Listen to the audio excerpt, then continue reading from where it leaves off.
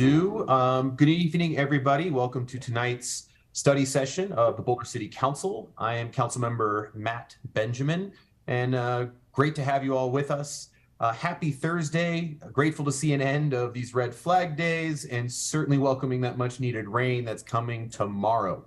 So to start off with a little levity, do you guys want to hear a joke about paper? Never mind, it's terrible. All right, so we get that off. I know, it's all right, Tara, we got you. Great records management joke, though. Thank you. I'm gonna have to steal it. That's all yours. No credit needed either. So we've got a packed agenda tonight. Makes me wonder if I drew the short straw on it or not. But we're going to have a conversation regarding our homeless strategies, and they'll include topics of adult homelessness and HSBC, our Boulder County partners, family homelessness with Boulder County and our EFA partners, and the city SAMP updates as well. So 3 meaty items. I want to recognize for the community as a whole that we all appreciate how important the issues are around homelessness and to everybody in the city. We understand the urgency and the harm to both people experiencing homelessness and the community as a whole. And with that, we will not be making any decisions tonight. Rather, we're going to be hearing updates of this important work. This study session will tee up more conversations and possible actions by the city in the near future. And our last item for discussion tonight are potential topics of interest for our joint meeting with the county commissioners, which is scheduled for next Tuesday, April 18th. Before we go into our work items, I'd like to outline how this meeting will be conducted. Each of these topics on its own, frankly, will warrant a 3-hour study session, if not more. And so we will all likely want to have a lot to say, a lot to ask, but that we just simply don't have the time tonight to wedge all that in there. But know that these topics will come up again and we'll get a chance to really sink our teeth into that in future conversations. And with that said, I'll ask staff and my council colleagues to kind of limit themselves to just a few questions for each topic and just a few minutes of comments. I'd also like to ask that we view these items through the lens of the externalities and the impact that this work is having with regards to resources and partnerships and how they will improve the work we are doing. Asking ourselves, is it the work of the city and or the county, or should we be doing more or less of those things? Ultimately, this will set up a fruitful discussion towards the end of our study session on how we want to shape our discussion with our colleagues at the county next Tuesday. We will review staff's presentations for each of the items, and then we'll have time for questions. At the end of each of the presentations of each of those 3 subject matters will be a chance for us to engage in questions and comments. So let's not react to individual slides, but wait for each of those topical presentations to finish. And if you have questions, let's be patient, hold them up, and we're going to try to get done in a reasonable time. And so let's try to limit to just a few questions and comments. So with that being said, any questions about the process tonight before I ... All right, turn it over to our esteemed city manager, Nuria Rivera-Vandermine, and she will introduce staff and the items for discussion tonight. Thanks so much, council member. And today we're going to start sort of the part 1 of our 3-part conversation on homelessness. I'm going to try not to give a preamble for each one of them because you don't need to hear from me. You need to hear from the people who are actually doing a lot of the work.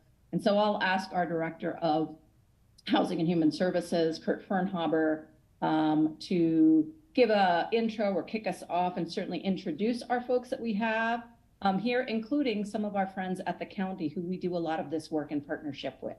Kurt? Thank you, and good evening, Council. Kurt Fernhaber, Director of Housing and Human Services. So I'm actually thankful that these topics have come together tonight. They certainly intersect. And we often get the question of, as Matt just asked, what is the county or what are the county doing or what are other partners doing? I must say about 5-6 years ago, 7 years ago when I joined the city, I would occasionally have a meeting with the county. Now I have meetings with the county every week on topics, and our staff does as well on multiple things. There's 4 significant areas where we coordinate together on a very regular basis. The first is affordable housing. The second is adult homelessness. The third is family homelessness, and other services. And the last one is behavioral health and mental health services. And tonight you're going to hear some significant accomplishments that have been made through this coordination at the city level and the county level. You're going to hear approaches that we're doing to prevent homelessness, both with individuals and families. But you're also going to hear a lot of the challenges that we're having, including the scale of the issue. And I should have asked for the presentation to be pulled up as I was talking, but if that could be pulled up, great, thank you. Thanks, Emily. And with that, you can go on to the next slide. And so tonight, you're going to be hearing about homeless solutions for Boulder County. About 5.5, almost 6 years ago, the city of Boulder endeavored to create a strategy for addressing homelessness.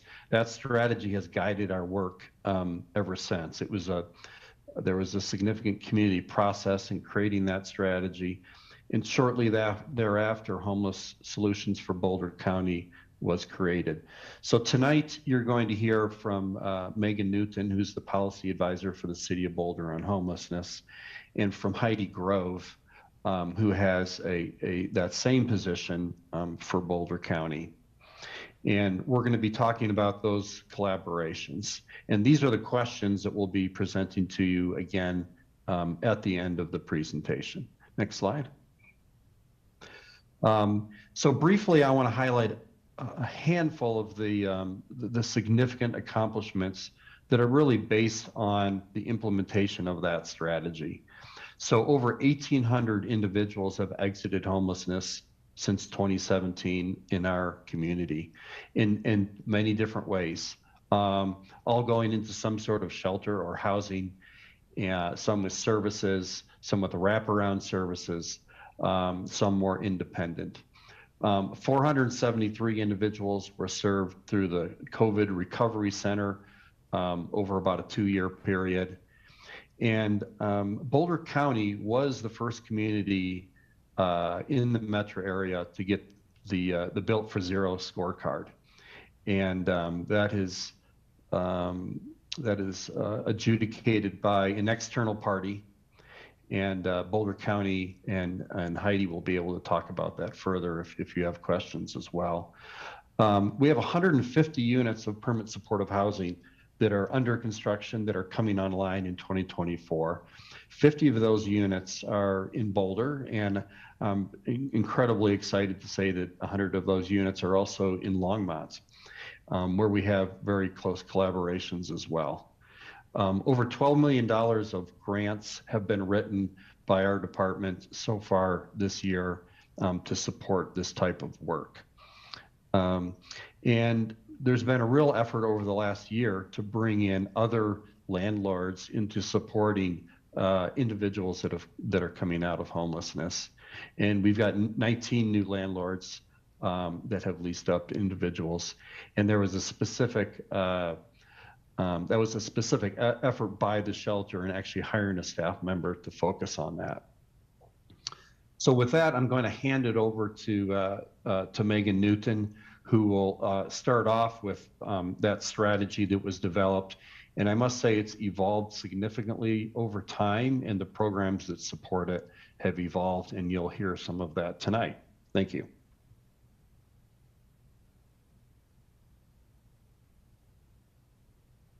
Hi, my name is Megan Newton. I am the policy advisor on homelessness for the city of Boulder. Kurt referenced, next slide, sorry. Kurt referenced the group that came together in late 2016. It's a homelessness working group, and they met throughout 2017. The city brought in the Corporation for Supportive Housing, which are national experts in this field, to work with both the city and county staff as well as community partners on developing a strategy. And these were the 6 main strategies that came out of that work. And most of our work today is guided by these strategies. Kurt referenced some of the programming changes to meet best practices, but these are the guidance strategies. The first one is to expand access to prevention. As you know, this is extremely important as we see inflow numbers that always outmatch the ability we have to house folks. We have to focus on prevention to be able to even make a dent in this work. The second strategy is to support basic and emergency services. This includes things like coordinated entry and emergency shelters. The third, and often one we talk about the most, is to expand access to housing. Bluebird project that is in the city of Boulder that will have 40 units comes online early next year. And then Kurt referenced one in Longmont that's Xenia will have 55 units that will go countywide. And then Mount Calvary will also have 15 units of permanent supportive housing. So I know we talk about this often, but as the solution to homelessness, so it is probably the most important in my opinion. The fourth is transparency, both of the system and the data. We have a dashboard that anybody could access that kind of, it doesn't show live data, but probably a few weeks behind that gives shelter, CE, housing, it gives all the data of the work being done throughout the county. We support best practices, and that is around prevention, case management, housing first, all of those things fall under the best practices. And then creating safe and welcoming spaces is the final strategy that was identified. Next slide. The next slide will go to Heidi Grove, who works for Homeless Solutions for Boulder County. Good evening, Council. First and foremost, thank you for having me. I am Heidi Grove. I'm the Homeless Solutions for Boulder County Systems Manager, housed in Boulder County Community Services. And this slide just reflects the structure of HSBC. So although we have an executive board that is comprised of executive leadership across the county, Kurt being one of them, the electeds do provide guidance to the directors, and then we talk about that guidance in our executive board. We have a policy implementation team, which is the me's and Megans of across the county. And we have, as you can see, a wide range of work groups. And these work groups are very specific to each topic and are comprised of the individuals that are the experts and service providers in that specific area. I know that you don't necessarily see a call out of life experience and homelessness separate working group. That is because we've taken an equity lens and integrated folks with lived experience and homelessness into the working groups so that they're not a separate group, but they are more of an equitable voice at the table. And the most representation we have is actually in our outreach collaborative. Next slide. So many people may or may not know that in December of 2022, so just a few months ago, the United States Interagency Council on Homelessness released its new strategic plan on addressing homelessness across the country. This is the first federal full plan we've seen since many moons ago of the 10-year plan to end homelessness. And so we have spent a lot of time reviewing that 140 plus page document and just wanted to kind of provide some high level overview for council. It has comprised of 6 different pillars, and you can see on the bottom of that screen, that picture, those are the foundational pillars, which is equity, evidence, and collaboration. And then it has 3 additional pillars, what they call solution pillars, which is housing and supportive services, homeless response, and homeless prevention. Within each one of those pillars is up to 8 sub-strategies. We've spent some time assessing and comparing where HSBC is in alignment with the strategies. We haven't fully sussed out everything, but HSBC is very much in alignment with where the United States and the federal agencies are going towards to addressing homelessness. Unlike the 10-year plan to end homelessness, their goal is to reduce homelessness by 25% by the end of 2025. We also work in partnership, leveraging these pillars and this guidance. The Boulder County is actually the chair of the Metro Area County Commissioners Group this year, and Commissioner Loachman is the chair of that group, and they are leveraging these pillars to actually work across the multiple jurisdictions of county governments in the metro area and really kind of sussing out which pillars they want to focus on. Right now, they're really identifying those foundational pillars to provide us that support across the region to integrate the strategies that we already have. In addition, we are, so me and Megan and many others across the metro region meet once a month. So all of us government individuals meet once a month in partnership with Metro Denver Homeless Initiative to do regional strategic approaches and make sure that we're not impacting negatively our neighbors and vice versa. Next slide. So this slide is just kind of an overview of how we take braided and blended funding to maximize and stretch our dollars as much as possible. And on one side, you can see where City of Boulder has had financial investment, and then the county as well. And then where you see it, where it says basic needs and limited to no funding, that really is around clothes and food banks, more of the faith-based community resources. Next slide. So coordinated entry, as many of you know, is an assessment to ensure that we are connecting folks that are presenting as homelessness or presenting unhoused and experiencing homelessness in our community to ensure that we match them to the most appropriate resource possible with the most rapid exit to housing. In 2022, we had 1,120 unduplicated screens, with 85% of those presenting at coordinated entry being new to the system, meaning that they had not had a prior assessment all the way back to 2017. 776 of those presented in Boulder proper, which is about 69% of the entire coordinated entry assessments that were conducted. And of those in Boulder, 78% were HFS or housing focused shelter referrals. Next slide. So as we've talked about in the past, we are a Built for Zero community and cohort. And some of the data modeling that is in alignment with both national best practices and what we see across the region is what they call an inflow and outflow chart.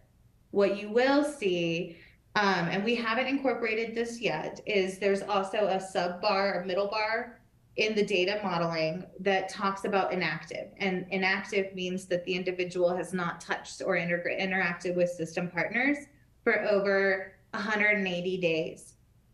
MDHI just implemented a policy that it's 90 days or more. We have not integrated that yet because we have some work to do on integrating outreach data into the data system that we use for coordinated entry and service referrals. That being said, the last time we took a look at our attrition analysis, it was showing that on a rolling monthly basis, we attrition 30% of those that have done CE access services, and we no longer know where they are in the community, and most likely they are not in the community. I did talk to MDHI yesterday, and they said that they are seeing that 30% across the region. It's a pretty standard attrition rate.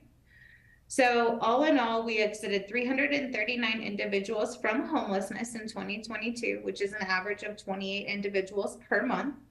And that gives us an exit ratio, which is the comparison of the inflow entry and the outflow exit, of 30% for the year.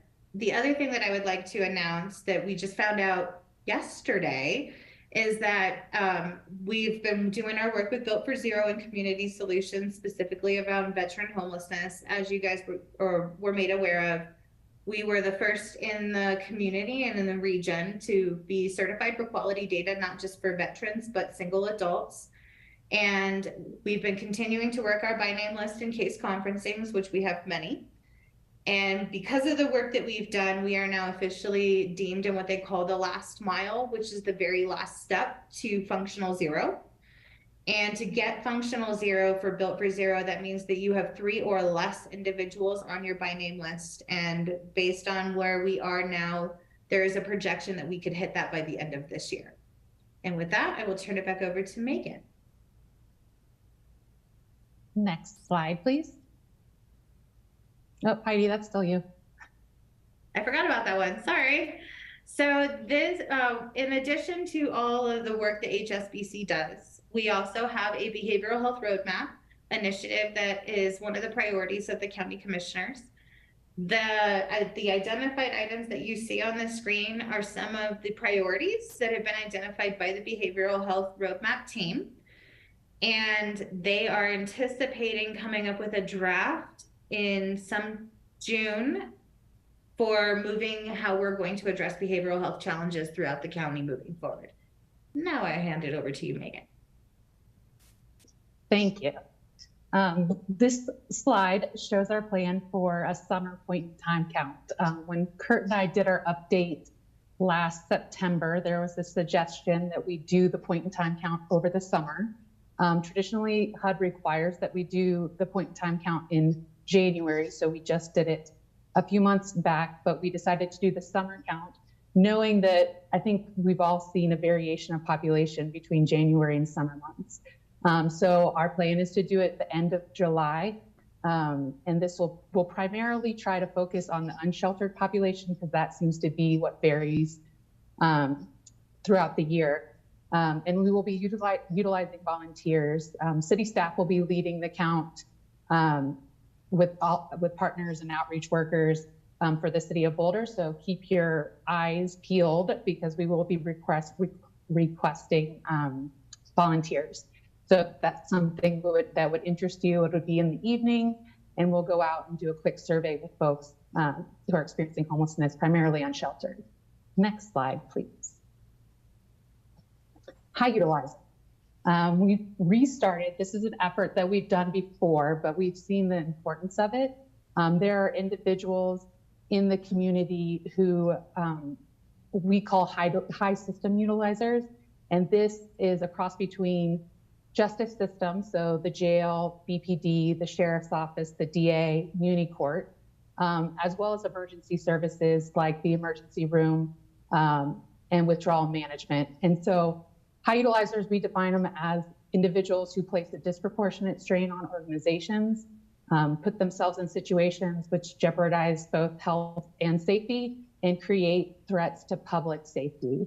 So you'll see on the screen all the different partners who are in the room, different parts of the city, different parts of the county, as well as individual agencies who do this work in the community. We've got both leadership or policy level group, which is the higher ups in all of those organizations.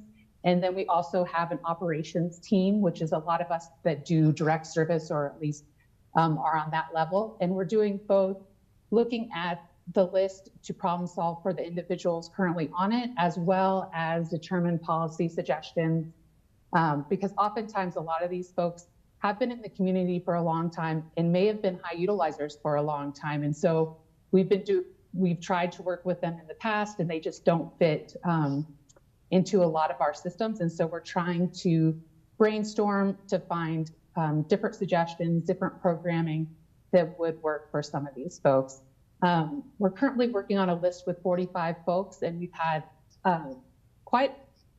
limited success in that. These folks are very challenging, but the collaboration that happens at the table is very impressive around, okay, they're in the emergency room and they'll pop up and tell the shelter will tell us, and we'll start looking for them and doing the work to collaborate through all the different providers in the room. And so so far it's been great, and I think it has a lot of potential going forward. Next slide, please. Building home. I talked about building home back in September, but we got the contract signed last month, and so we are off and running. This is a two-component program. The city is contracted with Focus Reentry, who is planning to partner with Feet Forward to provide the peer support and daytime programming. And then we're contracted with Boulder Shelter to provide the housing retention team, which is a multidisciplinary team. I know there's been some conversations lately around folks who are let me back up a little bit, with permanent supportive housing, which is the housing that we typically place people in, is highly successful. It's got an 80% success rate that when folks are housed, they stay housed. But we do have that 20% that sometimes struggles. And so this is an ARPA funded project that we put in place to help that 20%.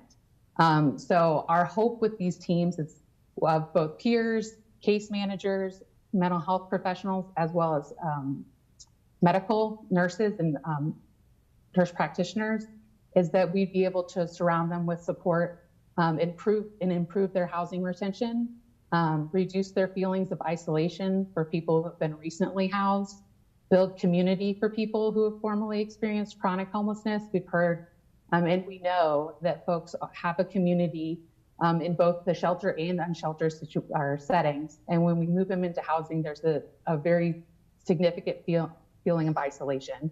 And so part of this program is to help connect them to community and help that feeling of isolation.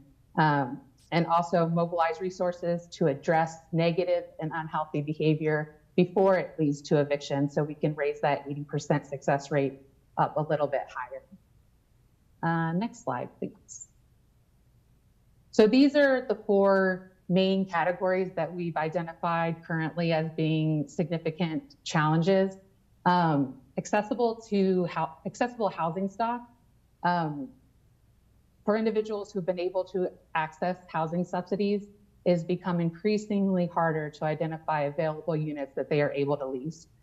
Both Boulder Housing Partners and Boulder County Housing Authority, in one of our housing exit meetings that we had in the last month, reported that they had double the number of individuals apply for assistance through their recent lotteries for housing choice vouchers. So the need is growing, and the housing stock may not be keeping up.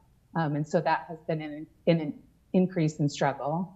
Also identified as a challenge is the lack of treatment options for individuals with mental health diagnosis, substance use disorders, and then extreme lack for individuals who are have co-occurring disorders. So someone might be able to find a bed in a substance use program, but because of their mental health, they are disqualified, or vice versa. They might get a bed in a skilled nursing facility, but because of their history with substance use, they won't take them in that bed.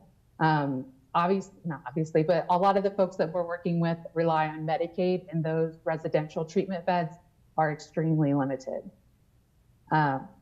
Inflow into the system, as Heidi showed earlier, impacts system decisions and the need to continue as a region and a nation to look for interventions upstream. Once they get to homelessness, it's much harder to resolve.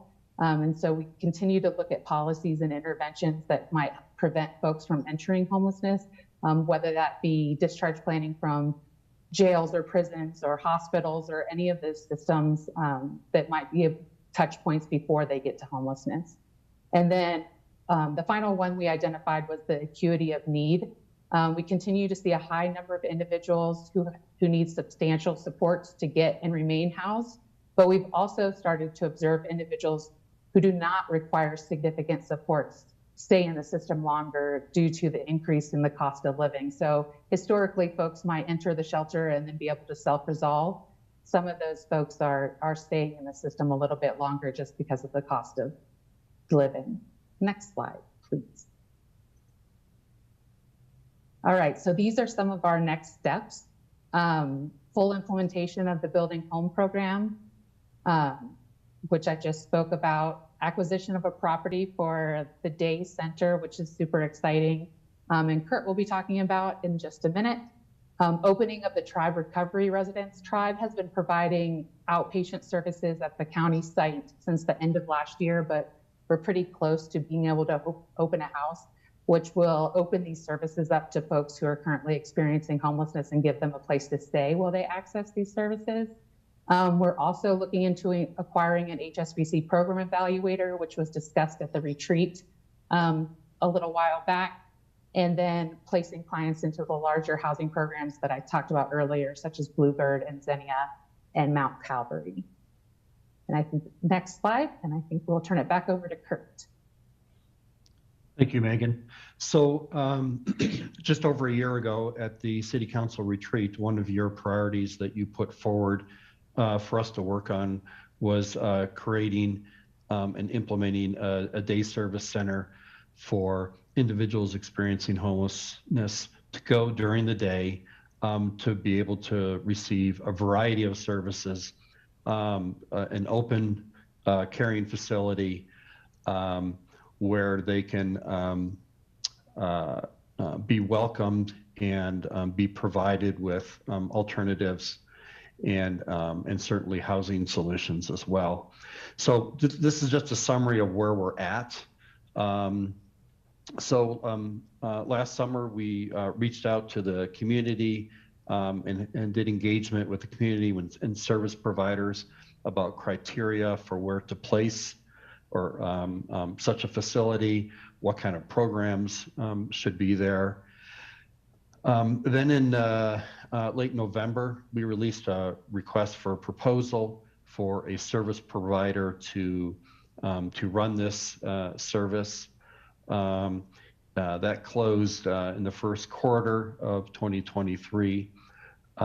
We did not receive any applications or replies to that RFP that met the requirements. And however, the Boulder shelter, they were going through a leadership change at that exact same time, reached out to us and said that they would like to have conversations with us and discussions about that program. We are now in weekly conversations with the shelter in relation to moving that forward. We also put a grant proposal forward in February. I think it was $2.5 million that we've requested to support this initiative from the state. And I'd like to announce tonight to council and to the public that we've actually located and it will be at 1844 Folsom Street.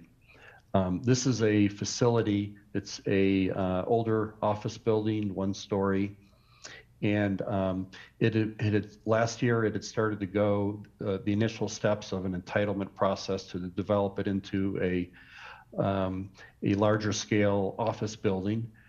We met with the developers a month or so ago and had a conversation with them, and they've now agreed to change directions where that existing office building could be opened this summer to provide that service.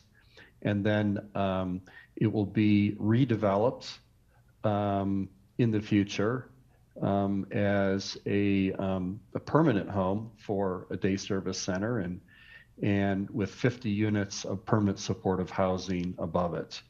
We're excited to have that close link between the services and the housing in one facility. And it will be another opportunity for individuals, some of those 20% that Megan spoke about that have some challenges in transitioning into housing that could be housed in such a location. So you'll hear more about that. With that, this is our last slide. And so if you want to go to the next one, it has the questions. Let me say one more thing about the day service center. Like such investments, we as a department are used to making such investments in the community around affordable housing. We will be using the Affordable Housing Fund to support those 50 units of PSH. And in the 2024 budget, we will be likely requesting from City Council an amount somewhere between $4 and $5 million of general fund money to support the creation of this new facility for day services. The developer has hired an architect which works with trauma-based design for such projects, and we're excited to be partnering with them to move this initiative forward. So I'll stop there and hand it over to you, Matt, and guide us through the input and questions from council. Thank you. Thanks, Kurt, and thanks, Megan and Heidi, for teaming up on that presentation. A lot of really important information, and perhaps speaking on behalf of everyone on council, awesome that we have a place for the day service center. It was one of our big priorities at our retreat. So it's really great news to know we have a location, we've got a roadmap, and it's happening this year. So just credit to Kurt and the team and everybody who sort of joined together to get us to that place, because talking about something's great, but when you have something tangible, a brick and mortar, it really sort of feels good and feels like we're headed in a good direction. So thank you for that. So for my council colleagues, as we look to sort of talk about this for a little bit, there's not really any direction that staff is looking for on this. That we'll take a bite at that apple in terms of direction or modifications, and maybe a subsequent meeting down the road. But I'd love to just limit us to just 2 or 3 questions, just to get clarifying and just to maybe dive in a little more. And if you have any comments, maybe like 2 minutes, just to kind of keep us on task. We do have 2 more presentations to get through, and then a larger conversation on the back end. So if we can just limit those questions to just a couple each person, we can hopefully stay on track. All right, I see Bob. Go for it. I'm sure my colleagues will have questions about the Day Services Center that Kurt just announced, so I'm going to yield to them on that. But I do have one comment, one question. First of all, a comment. First, thank you so much to staff for the point in time survey that you're planning this summer. I know this is something that many of us have suggested for a while, and I think it's great. I know it's expensive and I know it's time consuming, but I think it's going to give us some really important data that's going to be very different from the data that we get at the January survey of homelessness or homeless individuals. And I hope that we continue this summer after summer so that we can use this year as a baseline and then see what our trends are in future years. So thank you for that. Second is a question. Megan, you went through very quickly a whole lot of stuff that's coming up, and I may have missed this, but I know that we spoke at a council meeting, maybe 3 or 4 months ago, about an on-street mental health team that was not going to be immediately accompanied by the police department. I know we have a CIRT team, a CERT team that is paired with the police, but I think we also talked about a homeless team, a homeless outreach team that's mental health oriented without police. Do we? Is that still on the plan? And if so, when is that going to be launched? Kurt, that one falls under Wendy in the care, so I feel like Kurt would be better to answer. Sure. Yeah. Thanks for that question, Bob. Yeah. So we're working very closely. Wendy Schwartz is heading that. We're working very closely with PD and fire. We're in the process now of moving forward with HR in figuring out how to staff those positions. We're getting ready to advertise for those positions. We're shooting for probably the next 3 months, I think, to get that launched. It will depend, of course, on our ability to hire the correct staff to implement that. Behavioral health staff are few and far between as far as the need, but we are confident we'll get that going later this summer. Thanks, Kurt. Matt, that's all I have for now. Do you mind if I colloquy real quick there? Go for it, Aaron. Bob, thanks for asking that question. Kurt, really looking forward to that coming online. But just to clarify, that's not necessarily a homeless program, right? Like that's for anybody in the community that's experiencing, say, a behavioral mental health issue that doesn't require police support. Is that correct? That's correct. I mean, certainly there's a percentage of individuals experiencing homelessness that will use a program like that, but it's really meant to support the wider community. So thanks for that, Aaron. Thanks for clarifying. Yeah, I'm sure there will be members of the people experiencing homelessness that will take advantage of that, or use it, but so other community members as well. Thanks. Thanks for clarifying that, Aaron. I see Tara, then Mark. So this question is about the Building Home program, which sounds super exciting, and especially the peer support part of that. So can you walk us through how it would work? Let's say right now we combined affordable housing with, helping people that have mental illness or behavioral health issues into our affordable housing program.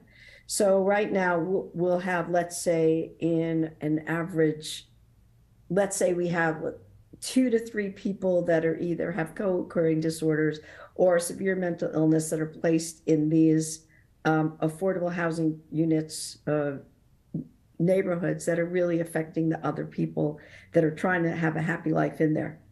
as you know, I've been talking a lot about how I'm trying to fix this.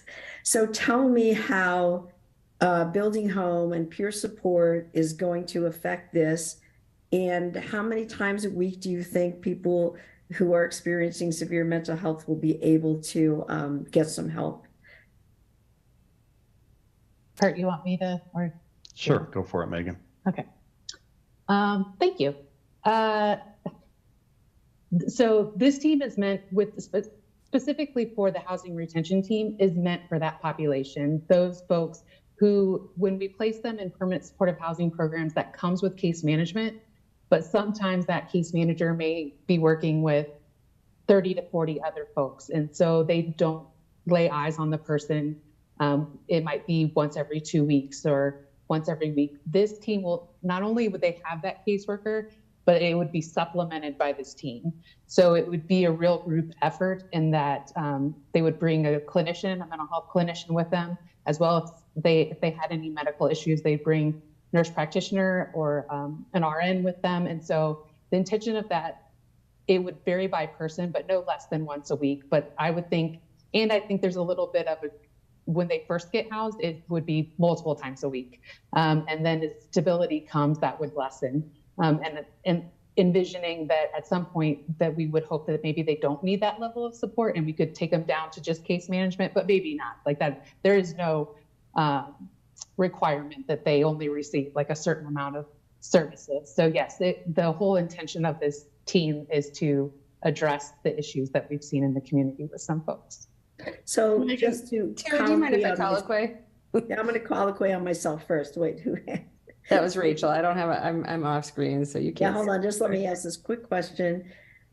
Megan, what happens if said person who's experiencing behavioral health issues screams, let's say multiple times in the middle of the night, often? What happens in those middle of the night segments? What I really like about Bluebird is they have 24/7, they have 24/7 help, somebody living on site, which is really needed for some of these folks. So would you say that those folks that scream, let's say they have trouble in the middle of the night, they probably won't get the help they need, or it's possible they will? How are we going to deal with that particular situation?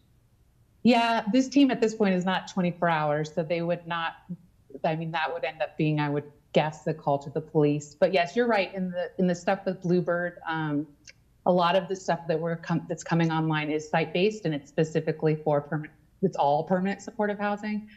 So I think, there's pros and cons to that as well. When you put everybody with similar issues in one site, there's some things tend to escalate, but a lot of the housing coming online is going to be that way. And so there might need to be some assessment. And there typically is already with like Lee Hill, where when we're placing people, we try to folks that might be high needs into those kind of settings. If I could just clarify, I was just wondering, Megan, like how many hours a week are you talking about with once a week? Is that once a week for an hour or 8 hours, or what does that look like? It will depend on and with the team, I'm sure it would depend on the need, right? Like they're not going to be in the residence for 8 hours for sure, but I assume depending on the need, it may be an hour would be my assessment. And then the peer support is in addition to that as well. Like they're programs that are happening together, but they're separate as well. So along with that whole retention team that I just mentioned, there's peer support added to that as well. So the hope is to really bring a team effort to supporting some of these folks. Rachel, did I answer your question? Yeah, thanks for letting me call quick. Awesome, no worries. Thanks for that answer, Megan. Mark, and then Aaron. In deference to our fearless moderator, I'm going to do this as fast as I can. The federal plan to end homelessness, do any of the pillars of that plan actually provide us with financial resources? So that's a good question. And that was a question that we actually asked the director when he was here in Denver visiting in November. He has said that the Biden administration has committed to investing, and we've seen some of that investment with the emergency housing vouchers and et cetera. What is interesting about paying attention to the pillars and what the strategy is we will start to see the 19 organizations that comprise of United States Intergovernmental Agency Council on Homelessness. They will prioritize their funding, their federal grant funding, in alignment with that strategy. Thank you. Next, I will say that the section in the presentation, which by and large I thought was terrific, but the section on solutions for high utilizers in the short term seemed very, very vague to me. It did not give me a sense of really concrete actions. And in combination with that, what percentage of the high utilizers have been successfully housed and treated? The operations team has been meeting since January, I want to say, so it's only been a few, like 3 or 4 months. And most of these folks, folks who've been doing this work, have been working with for years. So it's not without additional resources and trying to fit them into the system that as it stands has been challenging. So I believe there's been 3 that have been housed. 2 of those were in line to be housed before we started the work. But we have supported them as they've been housed as a group. So as far as treatment, I do think there's 2 or 3. We've done a couple that we've connected one with Tribe in their recovery work. We've connected one with Fort Lyons, went down to Fort Lyons. So there have been a handful that have so far. But part of the work has also been to create programming specifically for these individuals that don't quite fit in our current system. So that's been the work we've been doing as well. My next question, actually 2 questions are for Kurt, and that's the end of my questions. The day shelter, obviously it's reasonably expensive. Are there going to be any metrics by which we judge its success or failure? I assume the $5 million is a one-time payment and there will be ongoing expenses as well. Are we going to have any metrics by which we judge its performance? Yeah, I would say the metrics are going to be related to the programs that are run through and at that facility. So, for example, if Mental Health Partners is providing services, there will be metrics around that. There will certainly be metrics related to people that exit homelessness or have, other services. There will be metrics related to, if dental aid, is providing services there, the number of people that are served through dental aid. So it's really based on the programs that will be provided at the facility. My very last question is also for you, Kurt. We had an update on homelessness back on July 14th, 2020. Can you tell us what has changed since then? What have we learned? What are we doing better? Where do we do worse? What's been the transformation or evolution of approaches to the problem of homelessness in your view? So I think, I would add on to that things that have continued that have been successful. We've been able to continue to successfully house individuals. We've continued to bring on affordable housing projects where a portion of the units are targeted for individuals experiencing homelessness. I think one of the improvements that I've seen, particularly with our added capacity with Megan and Lynette, is we're able to have more coordination with the organizations that are doing the work. So I think, and part of that is the initiative that Megan just spoke about with the high utilizers. That has brought the the programs together in a more intentional way around specific individuals. And I think that's been very helpful. Prior to that, for a long time now. We've had those same groups working together around getting individuals housed, but those are individuals going through sort of the ordinary and standard process. And again, some of the things that have changed, I don't think we can underscore what Megan mentioned earlier, the level of vulnerability with individuals that we're seeing that are experiencing homelessness. That has certainly increased in our community, not just those that are living outside, but also those that are staying at shelter. And so that's put a real challenge on, I think, all of our service providers. And lastly, and this is, I'm using your question to get a message out there that I was intended to get out there. And that is that the organizations that do this work, the Feet Forwards, the shelter, the Bridge House, Focused Reentry, the organizations that are doing this work, they need funding from our community that is outside and above and beyond what the city can provide. And one of the things that has changed is this work has become more expensive. We talk about inflation and how inflation is affecting us, but it's also affecting these programs and these organizations that are doing the work, and they really need the financial support of the citizens as well. Good. Thank you, Kurt. Thank you, Megan. And Kurt, always happy to be your PR guy. Thanks. Thanks, Mark. Aaron, then Lauren, then Nicole.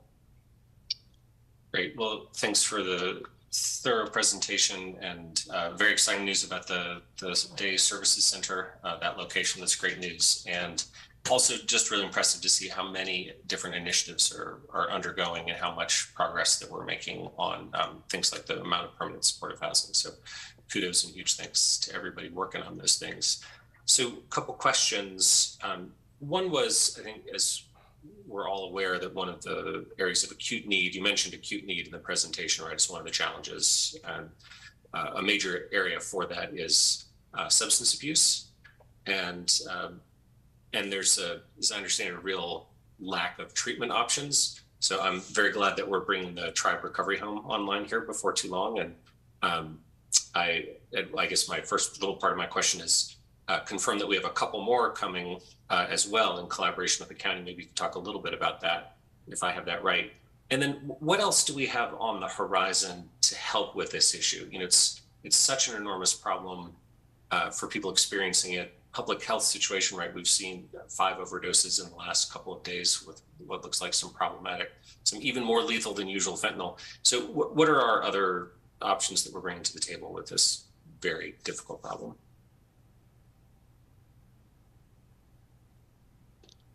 Heidi, I don't know if you want to respond to that with some of the steps that the county is taking. You mentioned the roadmap, but I think that sort of feeds into that conversation. Yes, it does. Thank you, Kurt. So the behavioral roadmap team is really one of the things that they've done is they've assessed the number of beds that we have available and where the gaps are. And that's going to be all part of that plan the draft plan that they're going to be bringing forward in June to really look at how we expand those access points for individuals that are experiencing substance misuse disorder and behavioral health challenges. So that is on the horizon. I don't know the timeline of when the implementation will look like, but I do know that they will be working through the draft this summer. Got it. So I guess the current work is on putting together a plan, TBD, what the interventions would look like. Okay, and how about that, the Tribe Recovery Homes? Did I have that right, that we're looking at bringing more online?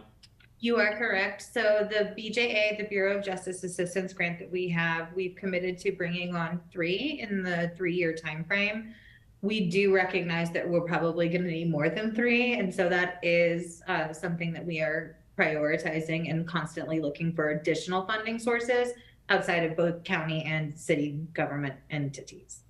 Okay, good. And if I may too, just add, and this is not for, I don't want to make this conversation longer, but maybe I'm putting myself a little note to myself to bring forward a little update. We are part of the Opioid Regional Council, And there are some strategies there that's led by Boulder County, but thinking about what are other programs on the horizon that really are thinking about substance abuse. And so I'll make myself a mental note to maybe bring forward an update on where that is and how that's going. Some of those are going to be longer term, but happy to share that as well in the future.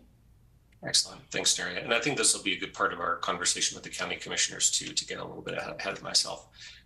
My one other question is, okay, so we do have so many initiatives underway and so many positive things going on.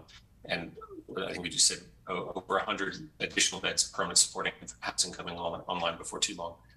But with a walk or a bike ride through town, we know that the resources and options available are not meeting the need of the unsheltered homelessness in our community right now, right?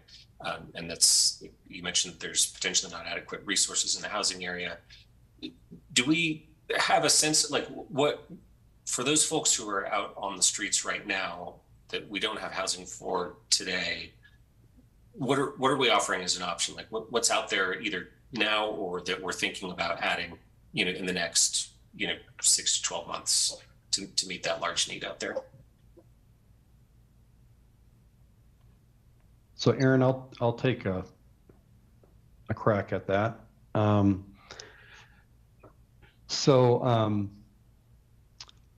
think you brought a really important topic up, and that's sort of the scale of the challenge that we have. So I was looking at some of the numbers this afternoon. So I looked at our shelter data from a year ago up until last night, and just short of 60,000 bed nights have been provided by the shelter over the last 12 months. Those are beds that have been filled by individuals in shelter. If we add on the lodge and the source, two other shelters in our community, we're over 70,000 individuals that have been sheltered in our community in the last 12 months. If we look at the coordinated entry data from when we started about 5 years ago, it's basically 7,000 unique individuals have gone through coordinated entry. And we know about 20 or, we don't know. We think about 20 or 25% of individuals don't go through coordinated entry who are experiencing homelessness in our community. So that's roughly 9 to 10,000 individuals that have experienced homelessness in our community in the last 5 years. In the city of Boulder, rental housing, our affordable rental housing stock, we've got about 3,500 units of affordable housing. It's about 4,500 if you include the ownership units. So if we took all of our housing and dedicated it towards individuals experiencing homelessness in our community, we would only have half the housing that we need. I don't think that any city can actually solve the homelessness challenge. Sorry, let me turn my phone off here. That's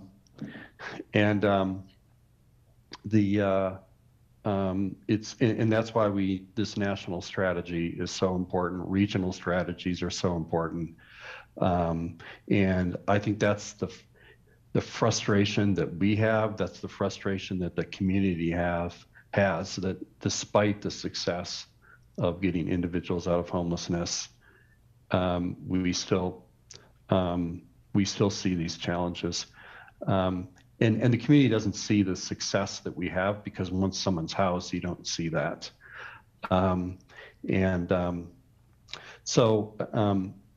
My answer is partly going to be we don't have the resources for all those individuals that are in Boulder with experiencing homelessness, and that we need to figure out how to make our resources go the furthest to help them the most number of individuals. Lastly, I'll say we have a diversion program that is going a little bit better than it was last year. And that's really connecting people with their networks in the community that they came from. Sometimes that's the local community, sometimes it's someplace else. That's the area where I think from a programmatic standpoint that needs to significantly grow. And then lastly, there's holes in our systems. There's areas where we don't have solutions now, particularly as you said around substance use. And that's something that we as a state and county and a region really need to tackle. Thanks for that, Kurt. I appreciate that. The scope of the need is so great, right? That we don't have all the resources as one community to resolve it. So that's it for my questions. I know you had a couple of questions for us. I'll just hop in with my one comment in terms of, like, does council support the direction of HSBC focusing on the housing and supportive services? And I mean, the short answer is yes. And then the little bit more is that I do feel like we need additional investment in terms of options for people who are still out on the streets that we don't have housing space for. So short to medium term, options for getting people out of the cold and into some kind of sheltering option, or some kind of, whether it's a pallet shelter or safe outdoor space or something like that. So we talked about that at the last time we were discussing some of these issues at council at our retreat. So I just want to reiterate the need that I see for some additional options for those folks who are still stuck out on the streets when we don't have the more permanent programs available for them. That's what I got. Thanks very much. All right, thanks, Aaron. Lauren, then Nicole. Thank you, Matt. And thank you everyone for that great presentation. I was particularly excited to hear that we have a perfect score on the by name list. And actually, well, I think that's a really powerful tool to track progress and get more data on sort of the gaps in the system. And most of my questions are going to focus around that. So could you repeat again? You were saying that you had a date that you thought we might be able to achieve functional zero by, and could you also tell us how many individuals are currently on the by name list, or a monthly average? So the reason that we're in what they call the final mile is because our by name list has been decreasing. This is for veterans specifically. As of yesterday, we have 21, and that number is going to drop significantly because a vast majority of those have been matched to housing resources, and it's just making sure that they get to lease up. So as long as we continue to decrease our by name list, then that's what kind of tips us over into the final mile. And they put you in the final mile cohort when you're about 6 months out of hitting that 3 month, that less than 3 marker. And that's why we're in the cohort. Okay. The Denver metro area is also trying to, or sort of the coalition of cities that are doing this in our area are also trying to address single adult homelessness. Is that correct? That is correct. So the way that the Built for Zero focuses on is they pick a subpopulation, and once you hit functional zero, then you move to the next. Okay. So once we hit functional zero with veterans, then we will move into single adults, since we've already been certified by Community Solutions with the quality data and the perfect scorecard. Okay, so then will we go through those processes again? Like a new scorecard that's no, okay. We'll revisit and double check to make sure that everything is still accurate, and then start to work the by name list. Okay, so how many adult individuals do we have on our by name list that's not the veteran specific list? I will have to pull that up. Let me just, Megan, do you have it by chance readily accessible? It would be a guess, but I believe it's around 350. Okay, thank you. You could double check me, but that's my last recollection. I am searching now. Can I circle back around? Yeah, that would be great. And that's also county-wide, I want to throw out there, that work is done Boulder County. I appreciate the clarification on that. I also thought it was interesting that they keep track of how many cases become inactive in a month. Do you know about what number we're at on that, and also what steps we take to locate people before they become inactive? So we actually don't move people into inactive until we've exhausted every option. And that's why we're pausing before we integrate it into our data modeling, because outreach data is not in Connect yet. So when we spend, each time we do case conferencing, we go through the by name list, ask when the last time somebody had a touch point. We check all data systems across the board, and then make sure that we touch base with every outreach worker, every veteran affairs officer. We also work with our veteran service officers. So we really want to make sure before we move somebody into inactive that they are truly inactive. And that's why we do that over that 90-day period, instead of just assuming that they have just disappeared and we're not reaching out. Does that make sense? Mm-hmm. Yep. Thank you. Thanks, Lauren. Is that it? Mm-hmm. Awesome. Nicole, then Bob, and just for clarity, we're kind of getting closer to our time, but I know Nicole hasn't gone yet. Bob, I know you got a question. I reserved one, so we'll just as a check, we're kind of trying to move along a little bit still. So go for it, Nicole. Thanks. I'll talk fast. I had a question about the landlords. So we were talking about, the number of new landlords we have that have leased to folks with challenging backgrounds in the past year.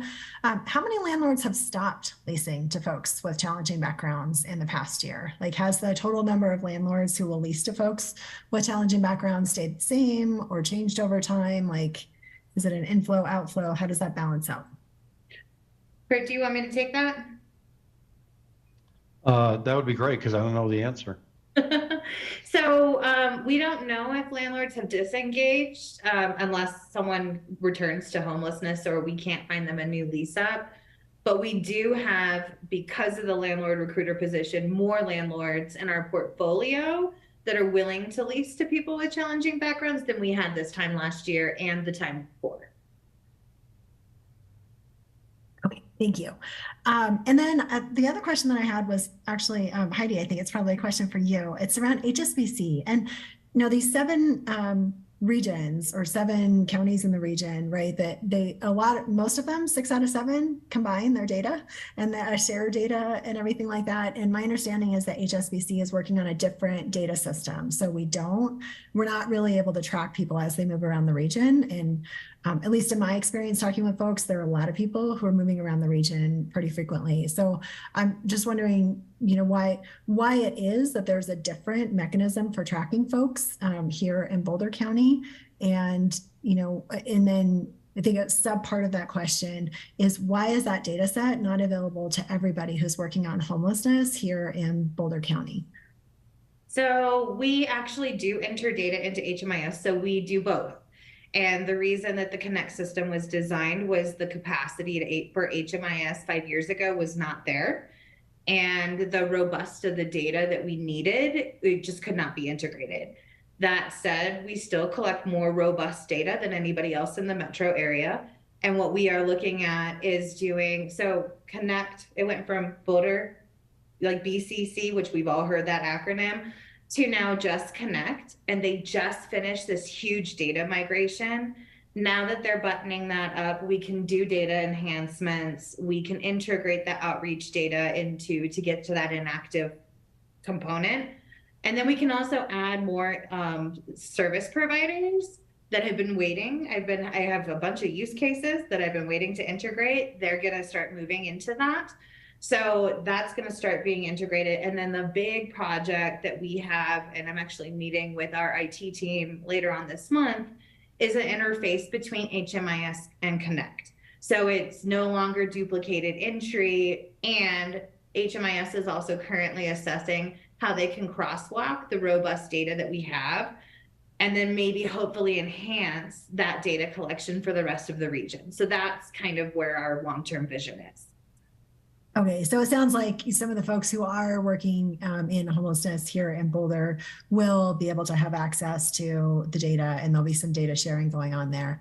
Because that kind of ties into just one of my other questions. You know, we know in Boulder County, the report had some data on folks kind of coming to Boulder County or who are reporting in and checking in for services with less than 6 months that they've been living here. But because there's so much movement around the region, right, I think it's a hard thing to know, right? Are they coming from Denver? Are they coming from New York?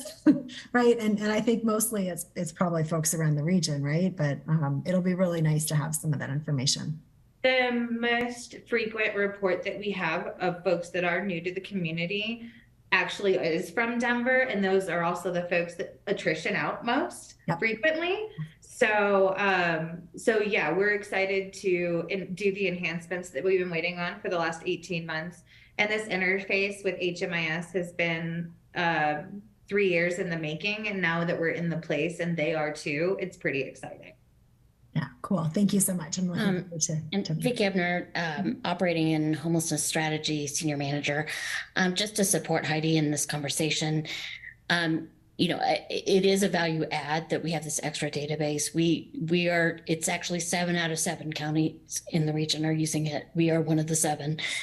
And I think it's really another piece to understand, and I know Unical will get this very easily, is that the reason it takes so long for data sharing within HMIS and amongst partners, there's a whole host of privacy and confidentiality pieces that have to really be ironed out. And specifically when you start getting into areas of treatment and what that person's disability is. And so those are some of the delays and challenges that the region is facing. Well, yeah, thank you. Thank you. That's really helpful. And then my last question is just around the Building Home program. Are all of the housing providers going to be participating in the Building Home program, including the clinical team? So, for example, mental health partners, you know, they're placing a lot of people into homes who have some challenges. And are their clients going to be part of the Building Home program too? The criteria we put around it was permanent supportive housing. So if they're providing, and MHP would be included in that. So yes. Okay, cool. Thank you. And Matt, I do have some comments, but I'll just save them till the end and we can move along now. Did you mean the end, like the end, or once we wrap After we get through all 3, they kind of apply to all of them. Sounds good. Hopefully we'll have some time for that. Appreciate it. Bob, you're up. Yeah, thanks, man. I just wanted to, Nicole's questions and Aaron's questions kind of prompted a couple of math questions in my head. So I just want to make sure I was following Kurt, especially when he was answering Aaron. So I think I heard you say, Kurt, that I know this is countywide, and we have to be careful not to confuse the county and the city. But your estimate was about 10,000 unique individuals were homeless in Boulder County over the last 5 years. That's both coordinated entry plus your roundup for those that were outside of coordinated entry. Did I hear that correct? 10,000 over the last 5 years countywide. That's correct. Yes. So that would seem to come to about an average about 2,000 a year, 10,000 divided by 5. But our point in time survey in the county pretty consistently shows about 600. And I think we all recognize that point in time survey undoubtedly misses a lot of people, but the ratio of 600 to 2,000 would be pretty significant. It's about one third. So it would seem, tell me if I'm wrong, Kurt, that there's a fair number of people that are coming and going from the county, and this is kind of maybe the point that Nicole and Aaron were both making. Is that a fair assumption? You know, whether it's 3 to 1 or 2 to 1, but it seems like there's a lot of people that are only spending a short period of time here in our county and then moving on. Is that right? Kurt, you're on mute. You're muted. Thank you. That is correct, Bob. And Vicki will correct me if I'm wrong. But I believe that some of those individuals are families as well. Mm-hmm. So when the point in time count is created, it includes individuals who are homeless, but it also includes families. So Vicki, any more clarity on that?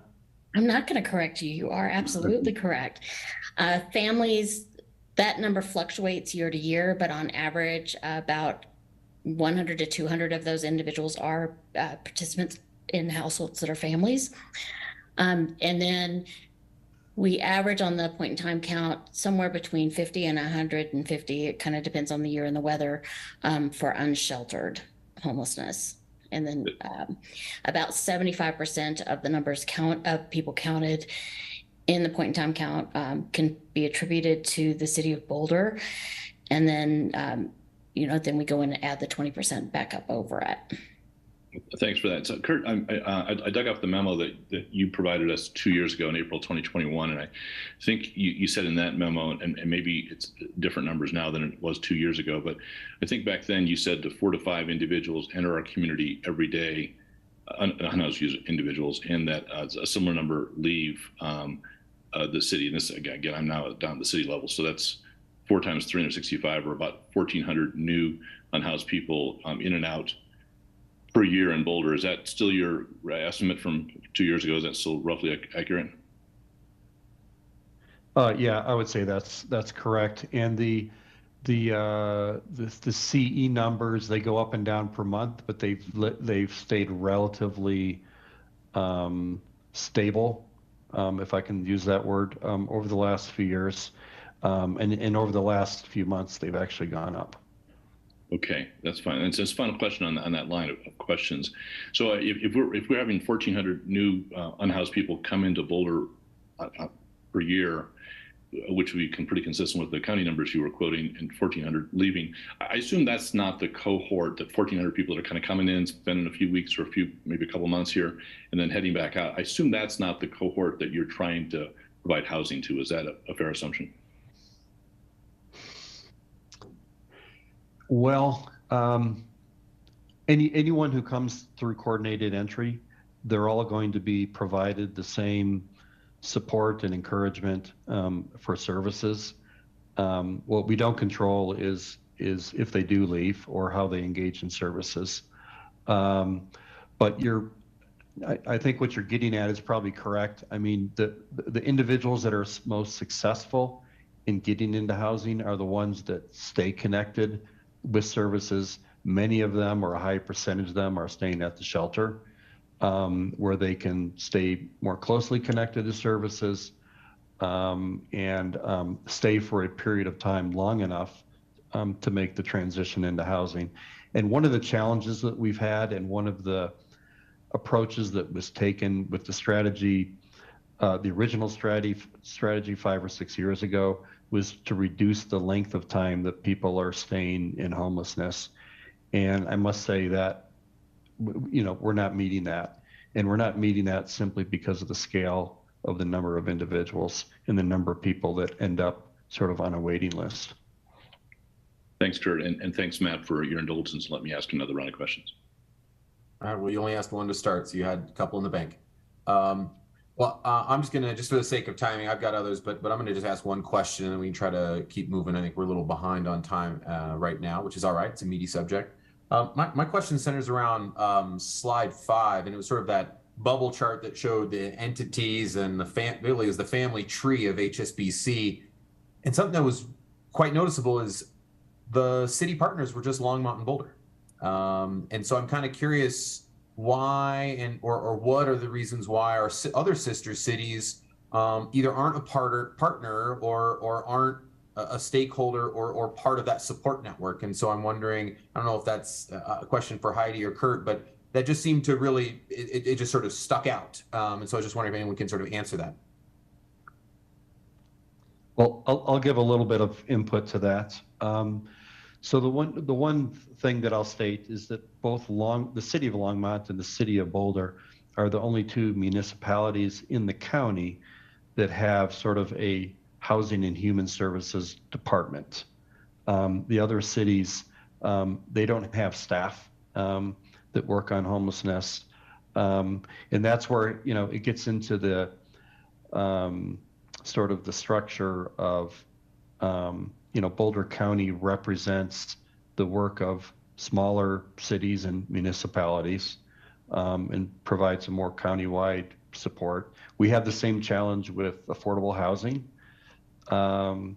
We have been able to get those same cities probably more involved in solutions around affordable housing than we have with homelessness. I think it's partly a capacity issue for those communities. But lastly, I'll say I can't speak for those communities, obviously. And I think they would have to speak for themselves on how they would set those priorities. Thanks, Kurt. I appreciate that analysis. And if the county is sort of by proxy, stepping in to represent those other communities that don't have their own housing and human services, I guess my question is, how is the county leveraging those relationships or that responsibility to spread those solutions more broadly around the county versus maybe this acute concentration in Boulder and then thus in Longmont? So Kurt's correct. It is a capacity issue, and we do provide those resources in different mechanisms like our countywide co-response and engaging in those services accordingly. And the data, the numbers from CE of those that are coming from other municipalities is very small. And so I just kind of wanted to flag that. So I think it's like less than maybe 2% combined across the entire county of those that are saying that they're coming from these other communities. It's predominantly Longmont and Boulder. I appreciate that. And just as a follow-up, I recall we were sort of just hearing that those that are coming in here, there's a large contingent that are coming from Denver to Boulder as well. Is that correct? So I'm just wondering if there's not a spider web, if they're funneling in here, we can spread those resources and spread the impacts and create more capacity to perhaps deal with them geographically. And so that's just sort of where that's my question. I don't know if there's a great answer to that, but that's what a concern I have is how do we spread the solutions out accordingly? Kurt, we can take that to executive board tomorrow. Sure. Thank you for that. And I think, unless I don't think there's any more questions, I just want to thank you, Heidi, for joining us and providing a lot of great feedback and answers to our questions. And really thank you for joining us. Maybe you're joining us for the other two as well, but if you're not and you were exiting, I just want to take a moment to recognize you being with us. And so thank you very much for that. And if you're with us, then you'll get another round of applause and accolades in due time here this evening. So thank you for joining us. Thank you. And I actually am not going to be a part of the other ones. So you guys enjoy the rest of your presentations and have a lovely evening. Thank you so much, Heidi. Take care. All right, Nuria, I'll turn it back to you to move us on to our next topic. Terrific. Thank you so much. And I believe Elizabeth is going to be kicking us off on this one as we move forward. And to our SAMPS teams on deck, I will say that we will, and also this one, as we're pressed for time, we will try not to shortchange anyone, but try to get through to allow for questions as we can. So Elizabeth, take it away. Thank you so much, Nuria, and good evening, Council. My name is Elizabeth Crow, and I serve as the Housing and Human Services Director, Housing and Human Services Department, not taking Kurt's job, Deputy Director. Thank you so much for making time for this discussion, and also just many thanks to colleagues Kurt and Megan and Heidi, and also Vicki for the presentation, discussion, and all the support. We're really pleased this evening as well to have co-presenters Julie Vandomelin, who's the Executive Director of the Emergency Family Assistance Association, or EFA, and Whitney Wilcox, with the Family Resource Network Manager for Boulder County HHS. They'll both come on when it's their time. And we also have here, kind of in the wings, Gwen Mossman, who's the Supportive Housing Unit Manager for BC HHS, and Emma Lyman, the McKinney-Vento Specialist at Boulder Valley School District, who may be available to join and answer questions as necessary. And while I mentioned McKinney-Vento, for anyone who's watching this evening who's not familiar with that term, McKinney-Vento Homelessness Assistance Act is a federal policy that provides supportive services for children experiencing homelessness. And we will be referencing McKinney-Vento several times this evening. So Emily, let me just make sure and check that everything's good with the PowerPoint. Great, thank you. So we can jump to the next slide. Overview of what we'll be sharing this evening. We're going to obviously be talking about family homelessness in Boulder, the ways in which it's different than the presentation you just heard for people who are single adults experiencing homelessness, where and how we collaborate with our partners, including nonprofit agencies like EFA, Boulder County. Of course, there are many others to address this really complex issue. And then what strategies that include direct services, investments, other collaborative approaches that we currently deploy within the City Housing and Human Services Department. And then, of course, we'll end with some challenges and opportunities moving forward. So with the next slide, I'm going to ask Julie Vandomelin to pop in. And oh, sorry, questions for council. I'm looking at my screen differently. Questions for council this evening, similar to those for adult family single homelessness. Are there specific issues regarding family homelessness that council would like staff to emphasize or prioritize? And does council have any input on the city and county response to family homelessness?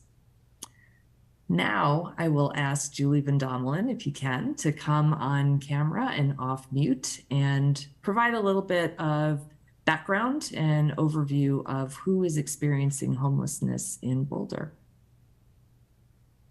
Thanks, Elizabeth. Good evening, everyone. First, to start with, what causes family homelessness? In the family homelessness world, the biggest driver... Julie, can you introduce yourself for everybody, please? Oh, yeah, I'm Julie Vandomelin. Sorry, I'm the executive director at EFA. So what are the drivers of family homelessness? The biggest cause are economic factors. And this includes just basically being able to make ends meet. And it can come about from rising housing costs, rising cost of other basic needs, economic shocks to the family, which could be loss of a job, cut in hours, a medical bill. The other significant cause, about a quarter of the time, is changes in family structure. This is largely domestic violence, but it's also separation, divorce, or death of a family member. What we see are also disproportionate impacts on populations that where we see systemic disparities. I'll give you one figure from EFA housing. About 75% of the families living in our temporary housing are BIPOC Latinx families. It's about evenly split between single parent households and dual parent households. You've just heard a long conversation about individual homelessness, adult individual homelessness. So I just wanted to highlight some of the dynamics of family homelessness that are kind of distinct from, or at least slightly different from, the individual homelessness world. First, family homelessness tends to be episodic and not chronic. We talk about episodes of family homelessness. This is largely homegrown. These are far and away people that have already been living in our community. They have roots here, jobs here, had jobs here, have children here. The vast majority of homeless families work, often at a couple jobs. We see multiple dependents, particularly large family sizes, complex household situations, things like debt and credit issues that make it extremely difficult to lease up again. There are fewer emergency sheltering, not only options, but it's a different situation. The group shelters are not great environments for children. So we don't have a drop-in day shelter or anything for families with children. We tend to want to get them in directly and quickly into housing or into a hotel. One of the biggest differences is you just don't see homeless families with children. So it's less visible. They're less in the open air and more doubled up couch surfing in temporary situations. And so there's less public awareness about this issue.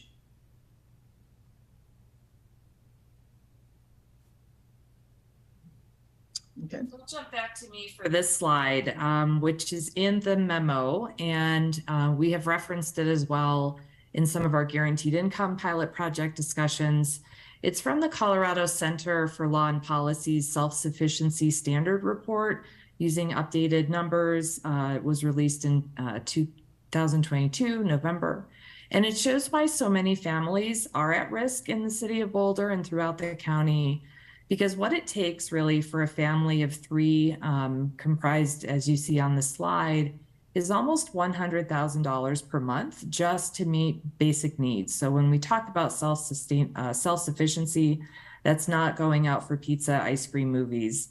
That is just meeting basic expenses. And some of the bars you see beyond the first one on the left, which is that self-sufficiency standard for one adult, one preschooler, one school-age child, is that the benefits that this family might have access to, even that bar kind of second from the right, the third from the right rather, the wages for a full-time minimum wage job come nowhere near what a family really does need to survive, if not thrive here. And so when we talk about what's really required for families to stay housed, to be stably housed, this graphic really helps remind us that we're where the gap is for families that are on the very, very low income rung. But even for those, as Julie said, who are working, there's a pretty sizable gap between what those wages are, which can also be right around the cliff for eligibility for assistance programs, and then what that need is. So that's just some of the reasons why, despite, as you'll hear, many of the interventions that we're making through direct services and investments, we're still really experiencing an expanding problem. Next slide, back to Julie. So what are the impacts of these episodes of homelessness on families and children? And this is really the why we care about this so much. The impacts on the families are everything from toxic stress, anxiety, instability. But on children, we see specific impacts on physical health, academic achievement, mental health, developmental delays. This is true across the country. It's true in the state of Colorado, and it's true in our community. In Colorado, you see significant differences in, for example, scores on math and English for children that are registered in that McKinney-Bento program in the school systems as being going through homelessness. In our community, it's very highly correlated, being out of grade, behavioral issues, academic performance, with going through episodes of family homelessness. It also leaves its traces. It has a long-term impact. Studies show that over the lifetime, kids that have gone through experiences of homelessness and have these academic health and other issues end up living shorter, having less income over their lifetime, and in fact, a greater propensity to be homeless as adults. So we set the stage for long-term effects in our community.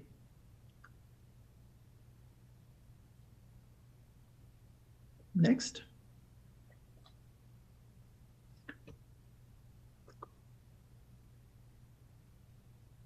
Is this me? Sorry, is this me doing this one? Yeah, it's you. Oh, sorry, didn't know. So as I said, the family homelessness is a fairly large issue. It's just not as well understood. There's almost 200,000 people will experience homelessness as part of a family. Nationally, in Colorado in 2022, the estimate was over 2,000 people in families with children experiencing homelessness. I can't remember if this is from the point in time. I just want to make a little clarification. The point in time takes one night, and it tends to be not very good at picking up the family homelessness numbers. We tend to use the McKinney-Vento numbers, which are where they're registered as homeless through the school districts. And that includes people couch surfing and doubled up, which are not included in the point in time, which are about 80% of the homeless families with children. So some of these numbers are a little bit hard to compare depending on the source. This one I know well. In 2022, we had about over 400 families go through our Keep Families Housed eviction prevention program through rental assistance that we work on with the city. And there were 200 survivors of domestic violence. SPAN is the main provider in our community of those services. ERAP is the federal rental assistance dollars.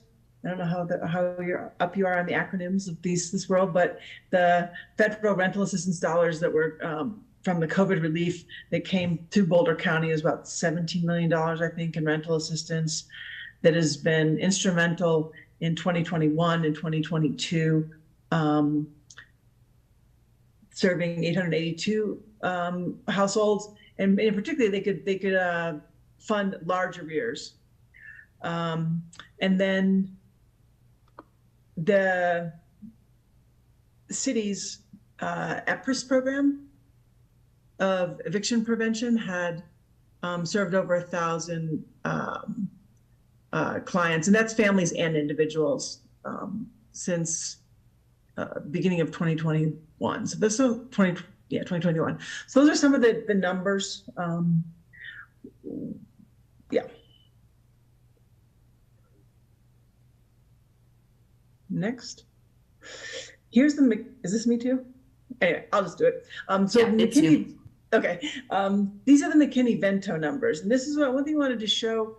Up until COVID, we were steadily chipping away at family homelessness in our community. We had a trend line going lightly down. And a lot of this was from the expansion of rental assistance, like Keep Families Housed, that was preventing homelessness of families with children.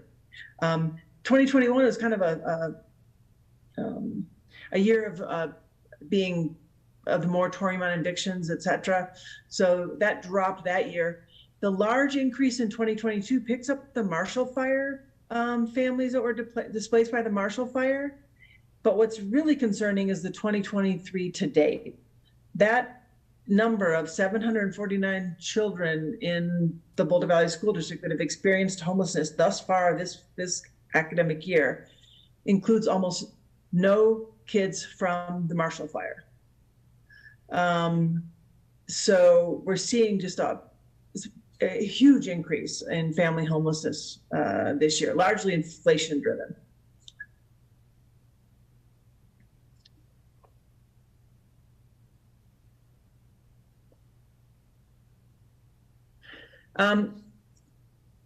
So what does the system look like? The first and foremost, to try and prevent, not only because it's the best in solution in terms of economic efficiency. It's less expensive to keep someone in their house than to go through the whole eviction and rehousing process. It also avoids all those impacts on children that I mentioned. And we have a really robust set of short-term rental assistance from the city, from EFA's resources, from the county, and others, that has been helped up until this year, had been good at kind of making significant inroads in preventing homelessness among families with kids. So once a family with children become homeless, what services do they have? In our community in Boulder, we use motel and hotel vouchers for the short-term critical stays of unhoused families. And there's also the temporary shelters. This is particularly a domestic violence shelter. We also have temporary housing with supportive services. EFA is the main provider of rooftops, if you will, including our short-term housing and our transitional, which is 3 months, transitional, which is 2 years. There's also a mother house for pregnant women, again, the domestic violence shelters, and some rapid rehousing rental assistance funded by the county and by other sources. The exit from homelessness in terms of subsidized solutions are the housing vouchers and permanently affordable units, none of which prioritize families with children. And in fact, a lot of the exits are also to mobile home parks and other kind of lower cost options in the community.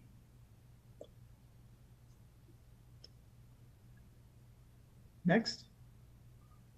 And this is Whitney. Thank you, Julie. Good evening, Council. My name is Whitney Wilcox, and I'm the Family Resource Network Manager with Boulder County Housing and Human Services. And I'm here to talk about our collaborative work to support families experiencing housing instability through the Family Resource Network and the Family Homelessness Subcommittee. The Family Resource Network is a countywide governance structure that brings together more than 30 nonprofit, school, and government agency partners that are working across our local safety net, some of whom are listed here. Our purpose in collaborating is to leverage our collective strengths and resources to create better outcomes for children and families, providing them with access to safe and stable housing, healthcare, education, and other support services that they need. By working collaboratively, we are able to coordinate and integrate services across different organizations to ensure that families have access to the supports they need when and where they need them. And we can also make sure that our efforts are aligned and that we're not duplicating services. Next slide, please. So we recognize that solving complex issues like family homelessness requires a collaborative effort from many different groups. And so in 2018, with leadership from EFA, the Family Resource Network created the Family Homelessness Subcommittee, which brings together about a dozen nonprofit, school, and government partners that are working on preventing and responding to family homelessness. The group's work is currently focused across 4 main priority areas, including creating and implementing a shared assessment that establishes a common process to assess each family's situation, identifying and aggregating data to determine any gaps in services and measure overall system performance, establishing an annual training agenda to ensure that staff have the skills and knowledge they need to effectively support families experiencing homelessness, and finally creating a standardized structure around the coordination of our hoteling response, which, as Julie mentioned, is the intervention that we use locally to house families experiencing homelessness. And we do this in lieu of an emergency shelter, as it is considered a safer alternative for children and reduces stigma. Next slide, please. So by collaboratively identifying system needs, gaps, and barriers, we're able to collectively impact the larger system that we're all working in. And I wanted to call out a couple of strategies specifically tonight as examples of that. So through the Family Resource Network, we have been working on developing process flow maps to help connect staff and community members to services. And we just published housing navigation maps for each region of the county, including Boulder, that provides a clear visual pathway to organizations that may be able to help with shelter and rental assistance. These maps can help reduce frustration by users across our system, more efficiently connecting staff and community members to the right services more quickly, as well as reducing the workload of volunteers and staff that are fielding and researching questions about where families can go for services. Next slide, please. This is a snapshot of the Family Resource Network's current work plan and outlines just one of our strategies that we're working on to keep families housed. So as you've heard and you all know, individual nonprofits and city and county organizations are reporting unprecedented demand for rental assistance at a time when pandemic era funding is coming to an end, including pandemic funded programs that provided really significant funds to support rental assistance. So to help address this, we are bringing together partners, including the City of Boulder and EFA, to jointly monitor the demand for and amount of short-term rental assistance funds available through a shared dashboard that will aggregate all that information. By providing a comprehensive view of demand and availability across our partners, the dashboard will be able to help organizations to make informed decisions about where to allocate resources and identify what resources are going to be necessary to meet the demand, ultimately helping our community to increase housing security for these vulnerable households. I'm going to turn over the next section to Elizabeth.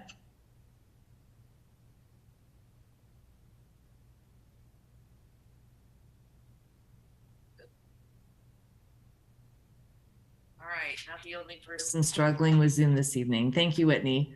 So I'll take the next couple of slides or a few slides and just share a little bit again about what we're doing specifically on City Boulder HHS. And this overview slide just really aligns with our HHS mission to strive for all people to thrive. This includes really addressing the systemic root causes and disparities that we know are really at the root of family homelessness, the economic and social disparities and cracks in our system. And our strategic framework is really, as a department, focused on both affordability of many forms and inclusivity. And specifically thinking about assisting families at risk of homelessness or already experiencing it, as with other low-income community members, is really twofold. One is increasing the income or access to resources that are available to them so they have what they need in their pockets or at ready access to take care of their needs. And then also decreasing or removing barriers to affordability, which can be everything from subsidies, assistance programs, and the like. Next slide. Within our department, just wanted to bring out a few different examples of very different sorts of how we are currently, every day, every week, every year, helping families in need. Starting on the left, for folks who might not be aware, within the city HHS department, we have our Family Resource Schools program, through which we actually have family outreach coordinators who are situated in a number of BVSD elementary schools and working with families in need. These are largely, but certainly not exclusively, Latino families.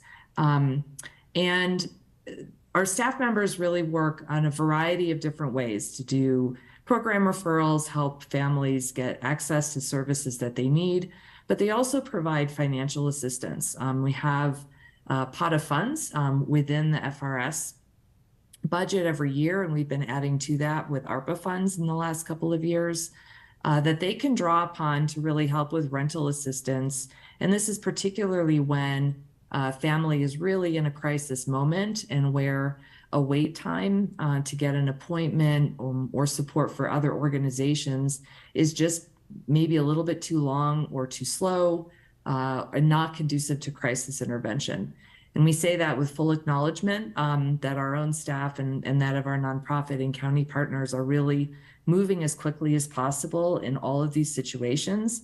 And that just given the large demand for resources, it can take time. And we have staffing problems continuing in our community and government and at the nonprofit sector. The FRS staff can also actually provide utility assistance, food assistance, and hotel vouchers. So as Whitney was talking about and Julie as well, the multiple pathways that families can get to get the support they need, our FRS program is one of them. Another program that's much more recent and you're familiar with is the EPRIS program, or the Eviction Prevention Rental Assistance Services, that also provides not just that legal guidance to help families who are already at the point of eviction court, but also rental assistance to make sure they have what they need to avoid eviction altogether. And one thing I just wanted to note here, if you recall back to the retreat back in February, Kurt in his address kind of update from HHS mentioned at that time that we were going through our EPRIS rental assistance funds at a very rapid pace. Just since we issued the memo to council for this study session, we had about a quarter of our budgeted funds for 2023 left in the pot for rental assistance. And as of April 13th, we're nearly out.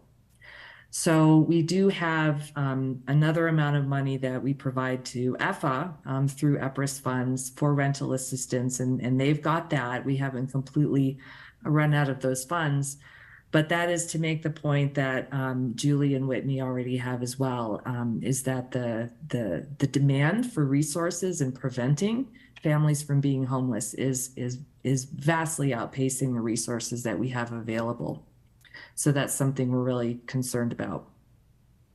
And then on the right, just to mention, although this food tax rebate and other programs like it are obviously not designed as family homelessness prevention, but are nonetheless a really great resource and just one example of many of them that are available where we provide funding to community members to tend to their basic needs. And wherever we can do that, whether it's utility assistance, food, healthcare, et cetera, just helps offset the other expenses that family may have needed for rent. Next slide, please. In addition, I'll go through this very quickly. The city also makes millions of dollars in investments every year to support families in need. Some of these funds are directly related to family homelessness prevention, like our non-competitive annual grant to EFA for Keep Families Housed. We also, in 2022, for the end of that year and through 2023, provided funding to EFA and SPAN, Safe House Progressive Alliance for Nonviolence, or domestic violence shelter, for hoteling for families, and that came from a collaborative request that came from the Family Resource Network Family Homelessness Subcommittee. We also do provide funding through Human Services Fund, Health Equity Fund, again, to address food security, healthcare access, other forms of support that families can use in order to make the other funds, income that they have, stretch further. We also, of course, have funds from ARPA that we're trying to use as strategically as possible to supplement basic needs. Some of that has already been used for EPRIS. It's already been used to add to the FRS, or Family Resource Schools, older adult services buckets, to help families if they go there. And also for things like utility assistance, again, to help offset those costs. And lastly, with programs like Guaranteed Income, the Left Behind Workers Fund that we funded through ARPA, we're hoping to continue to try some different innovative approaches to take off those restrictions for the support that families get, and hope that helps as well. Next slide, please. And you can feel free to just click through these, Emily. Thank you. So the question of, are the city and the county and our nonprofit partners contributing funds literally to help with this problem? The answer, of course, is yes. And this slide just gives a snapshot of funding ranging from one annual year for EFA's 1.5 million, and private funds 900,000 in rental assistance from government sources. The ERAP program, which Julie and Whitney both referenced, the Emergency Rental Assistance Program, was 2020 through 2022. That just ended. So again, we're experiencing some impact, likely from the unwind and close down of that program, maybe felt other places, and that's why we're seeing a spike in need from other organizations. And then other investments that Boulder County makes in housing, and of course, the vast number, we believe, of dollars that are coming from our community members to organizations like EFA, like SPAN, like Mother House, other groups that are helping families in need every day, And we really, to tag on to Kurt's comment earlier, always encourage our community members to please support our nonprofit agencies. They're really critical part of the solutions. Next slide. So just to summarize some of the challenges and opportunities for the next steps, of course, you have heard the problem of family homelessness has been with us for many years, but it's really getting far worse very quickly. And one of the challenges we're facing is that because of the COVID years and the kind of impacts that we have now of several support programs that are in unwind, including the ERAP program, including SNAP benefits, including Medicare, including the time frame in which moratorium on evictions was lifted, we really don't know what normal is anymore.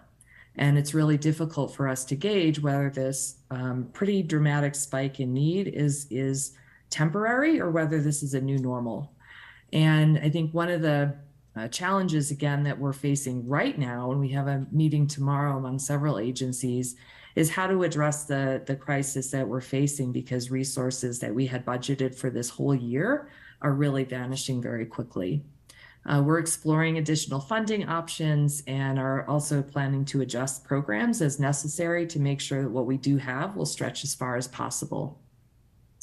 And we intend to continue, of course, working collaboratively with our partner agencies, again, including many organizations who've not been named, but are nonetheless a critical part of this strategy. And then also just noting that we also need to continue to monitor and to explore different policy initiatives at all levels of government. And just as Kurt said earlier, this is really a national problem. It's not just on any one city or county to address it. The same certainly is the case here. Repairing, again, some of these deep cracks in our economic and social system were not necessarily of our making here in Boulder, but yet the local, this is our local challenge to serve the families that are living here and trying to stay here. And just to close on an upswing, I really truly believe that there is no better team to continue these steps than the one that we have in HHS. Just exceedingly brilliant and compassionate people who are feeling the trauma and the pain of families experiencing homelessness or are right on that edge every day. And again, that extends out to our nonprofit and county partners and much broader throughout the region. So from there, next slide, we'll just end with another thanks for your attention and giving time to this issue that, as Julie mentioned, is often quite invisible to community members and perhaps to our elected, local elected officials as well. So with that, I'm just reposing the questions and happy to answer yours. Are there specific issues regarding family homelessness that you would like city staff to emphasize or priorities? And do you have any other input on how we collectively respond with the county to this problem? Thank you.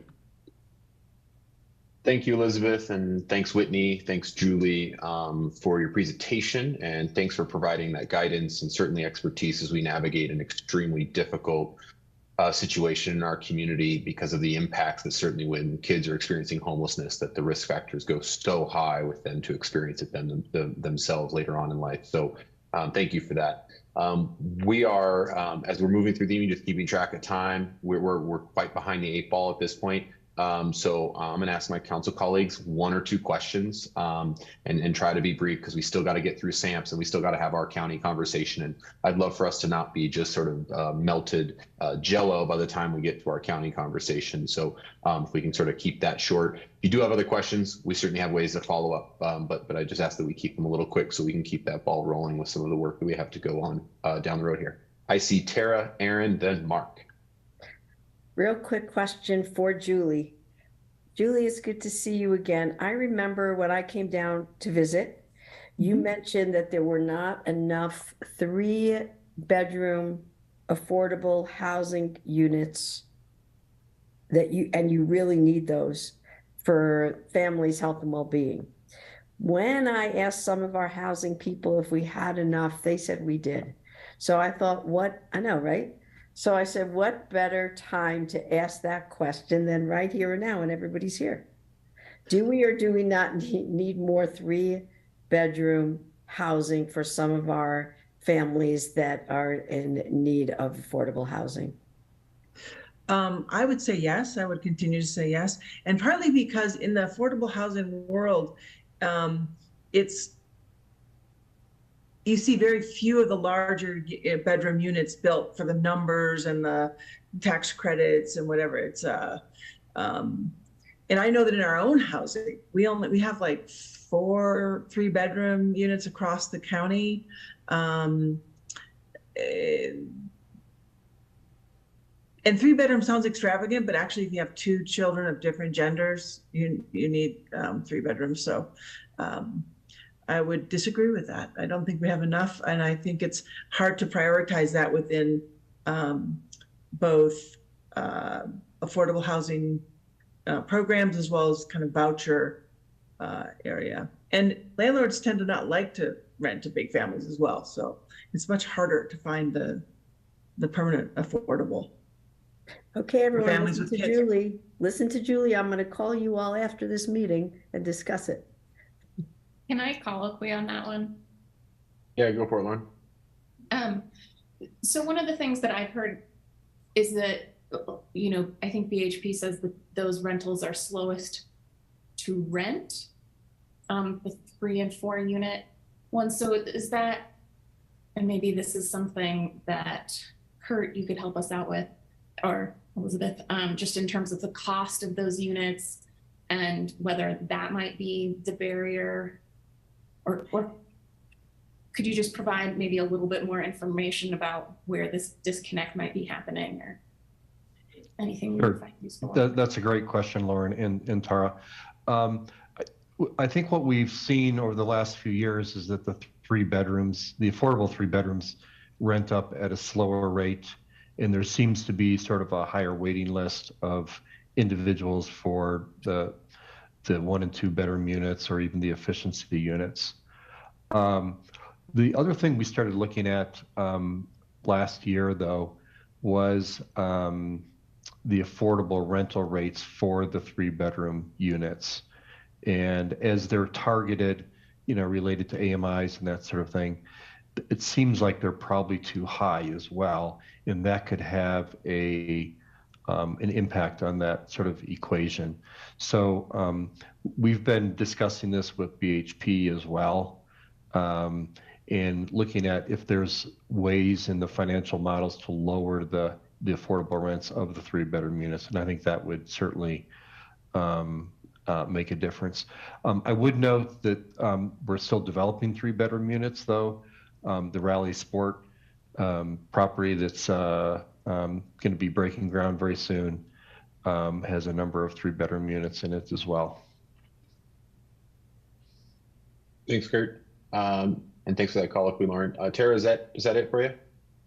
Awesome, thank you. Aaron, Mark, then Lauren.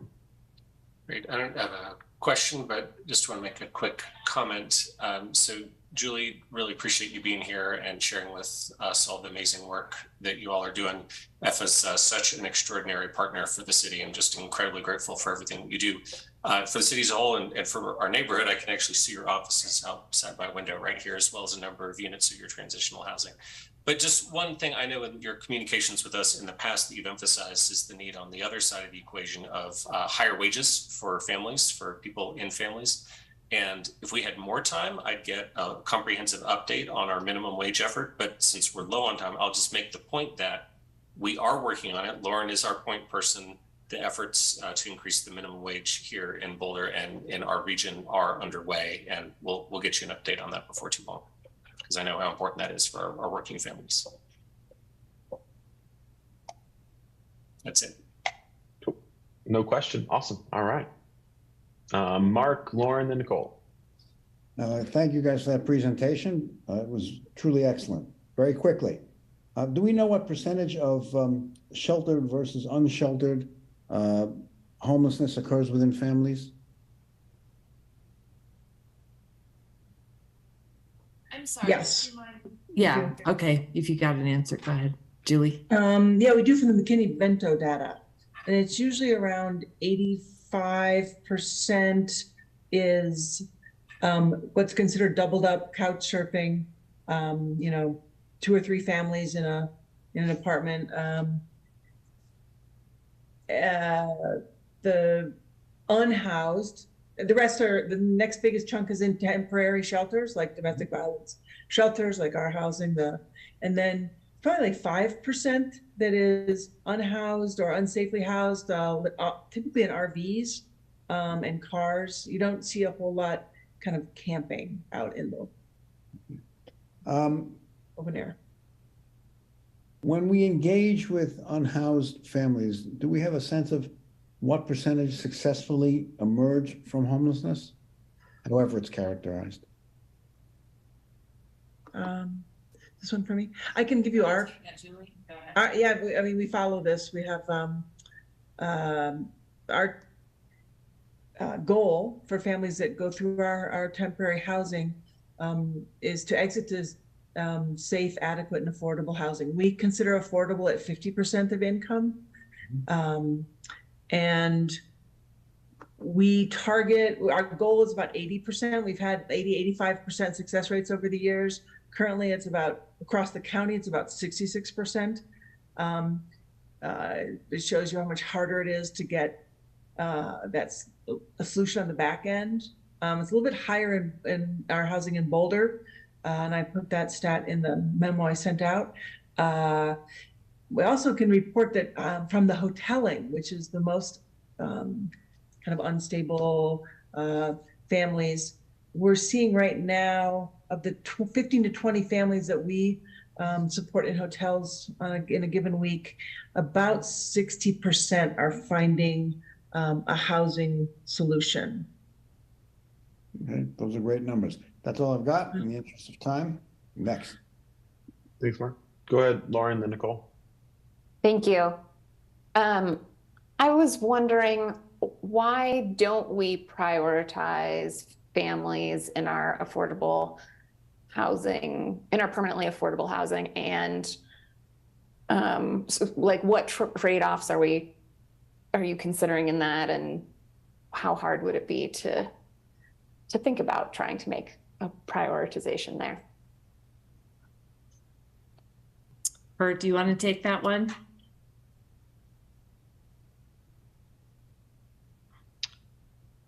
Yes, thanks, Lauren. I'm gonna request that we come back to you on that one. I want to make sure that's a question I haven't had yet. It's a very good one, and I appreciate that that was brought up this evening. And I think we should come back to you on that after consulting our affordable housing providers. Okay, that sounds great. Thank you. Yep. Thanks, Lauren. Nicole, you're up. Thank you.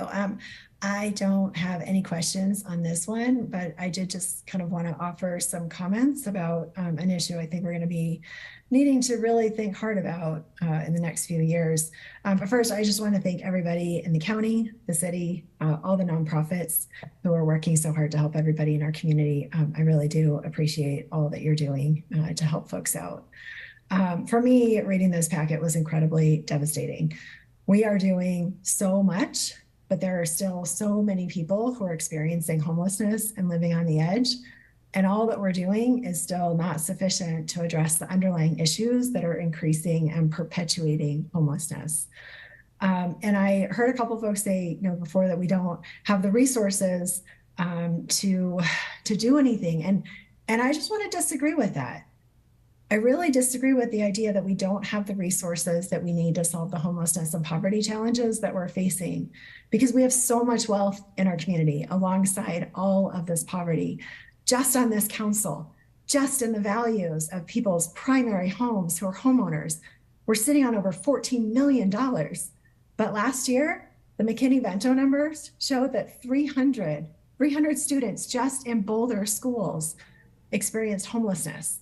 And I know that's an overly simplistic example, and there are banks involved and mortgages and things like that, but I use it just to really note that it's a choice we're making as a community to not invest some of our immense wealth into helping people prevent and escape homelessness.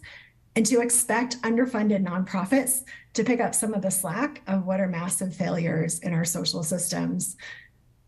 And I think as we move forward over the next few years, especially in thinking about a financial strategic plan and things like that, we really need to be clear on what are we willing to do and what are we willing to not do. And if there are things we're not willing to do, just to acknowledge that we're either bringing in more money and changing policies that meet people's basic needs, or we're cutting back in other areas, or we're deciding that we're okay having a significant chunk of our community living in poverty. But we have the wealth, we have the ability to do better.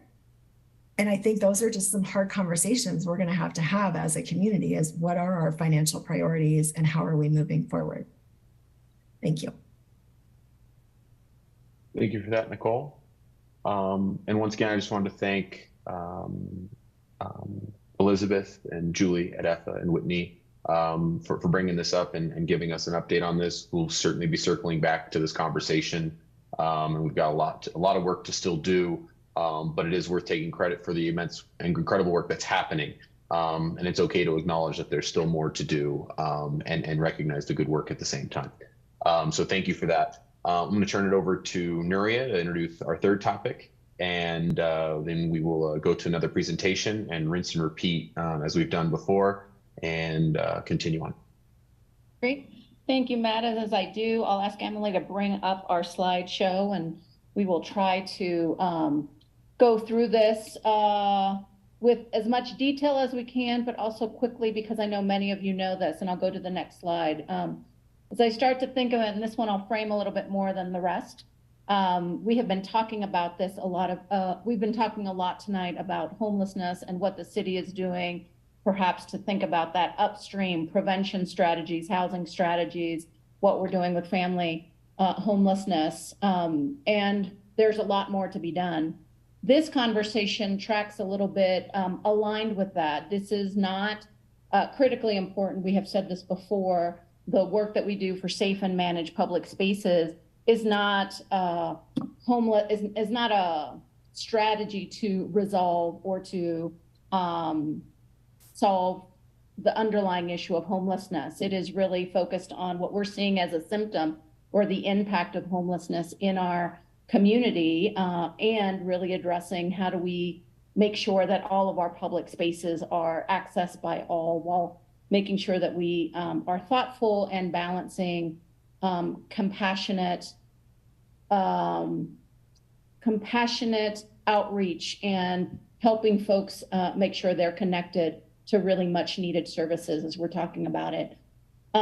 We've also been doing a lot, and you've heard a lot about some recent changes, and I want to say that as we'll talk, and I know Joe will talk about this more, but the whole team has been thinking about our abatement protocols. We started this SAMPS team in the fall of 2021, which is multidisciplinary, and I'll talk about that in a minute, but really started thinking we really needed a way to be consistent about what our approach is as we move forward, and we devised some initial abatement protocols. Those protocols last year, we were at 1 year in looking at what does that look like? Is it meeting our needs and expectations? What do we have to think about? What are the gaps as we move forward? And late last fall, we're already thinking about what are the changes we wanted to make.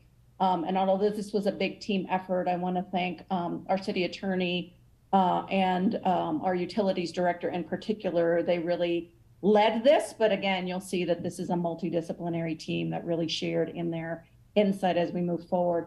And then lastly, I'd be remiss to saying that this work is without any challenges. That is not the case. There is a lot more to be done. And as we go to the next slide, I'll say that you'll hear some of that as we're moving on some of those challenges and learnings in the future. Next slide, Emily, if you will. So I mentioned a little bit about multi-departmental. I know we often talk about PD in this work. We often see our wonderful public spaces team that lives in utility, but that work. But there are other folks involved in this. We have our urban park rangers that you'll hear a little bit more. And frankly, you're going to hear a little bit in the budget presentations in the future. We have our downtown ambassadors, which is a partnership with our downtown Boulder partner group. We really have tremendous success there, and that is expanding up on the hill as well. Our Be There outreach team has been a tremendous partner as we think about what resources can we offer prior to these large encampment cleanups. And then really, I'll say that we're trying to underpin all of this with a foundation of data and making sure, quite frankly, that we are not running afoul of any legal constraints. This work is complex. It is difficult. It is work that has gotten many a city into legal consternation. And we really thank our IT and our city attorneys partners who really help us navigate some of that. And I certainly would be remiss if I didn't mention our communications team. A lot goes into making sure that we're sharing the right information, that we're sharing it on multiple platforms, that we're thinking about how does that reach those that need it the most. And so our comms team is very much part of this effort. And my last final note before I turn it over to Allie is that we have, thanks to the budget that you gave us last year, we have added a second operations and cleanup team that is fully complete as of last month or early this month as we work on that. And I hope that you're starting to see some of those interventions work. And those interventions, I'll say, aren't just about the cleanup, but really if you've gone out there and I think many of you have with our cleanup team, you can see the very compassionate approach both they and PD share as they're doing that. So I just can't appreciate the team enough. This is really hard, taxing work that requires a compassionate eye, and really think that we have an amazing crew that is doing a tremendous public service. And there is more to be done as we continue in the future. So with that, I'll turn it over to Allie, I believe. Thanks so much, Nuria. Good evening. I am Allie Rhodes. I'm the Director of Parks and Recreation. And as Nuria mentioned, really several of us are here, but we're representing the work of colleagues across the organization. What you'll hear tonight is a people and data-centered approach that is really delivered in a multidiscipline and holistic manner.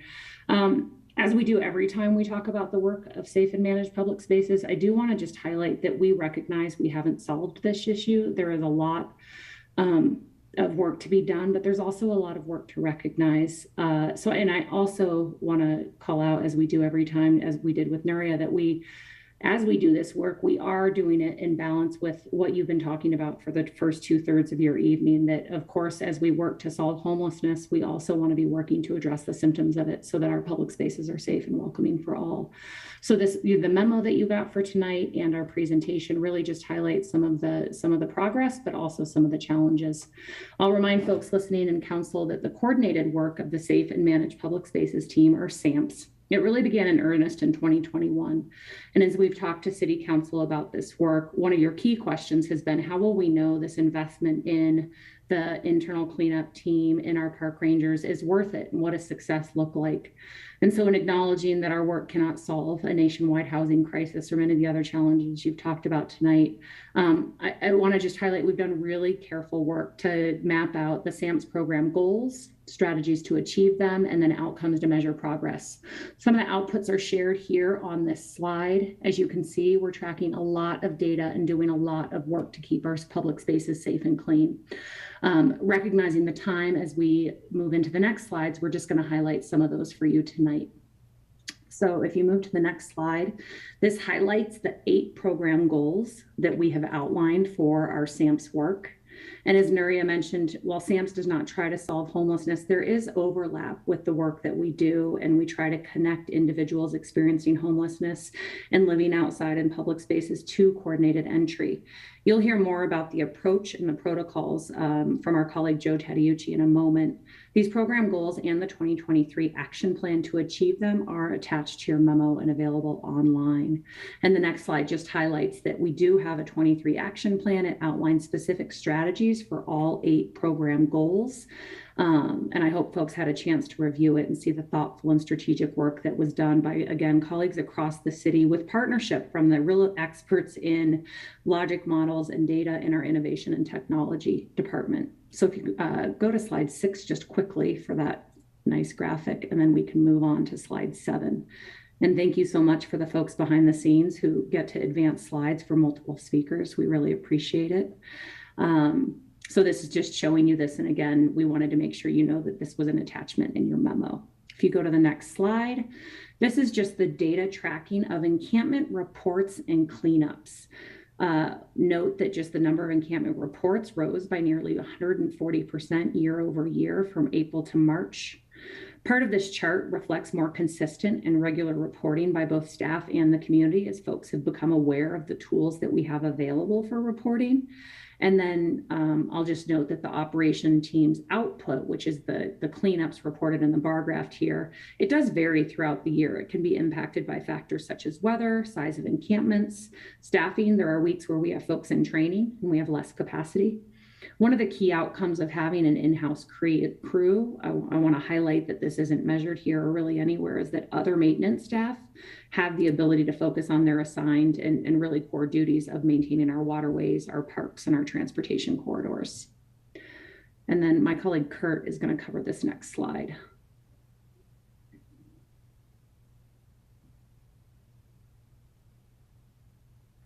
Thank you, Allie. So one of the first steps and one of our first goals is really around outreach and ensuring that individuals are touched multiple times and understand the services that are available to them. Over the last 10 months, there's been 1,300 interactions with individuals through the Be There program. But Mark Wallach asked in the first presentation, what has changed? I want to highlight this as well. So the Be There program changed to a service provider to the shelter. And one of the things that they've introduced is bringing services directly to individuals. So they're working directly with individuals sleeping outside with ID document assistance or going through the vulnerability index to get them on housing lists and services, signing them up for benefits. So by and large, it's very difficult work with this outreach. And we've also, if you look at the map below, you'll see that it's throughout the city, predominantly along Boulder and Goose Creek, but throughout the city where these outreach is occurring. And there's a range of, depending on the weather and the season, there's a range of the number of individuals who are sleeping outside. And according to our data, it ranges anywhere from 74 individuals on a night to 268. And the thing I would like to highlight very importantly before I move on is the homeless outreach team, which you know it as HOT. They're peace officers that work with the homeless on a daily basis, also work connecting people with services, driving them to appointments, and really creating those relationships that go over many months and even years in assisting individuals.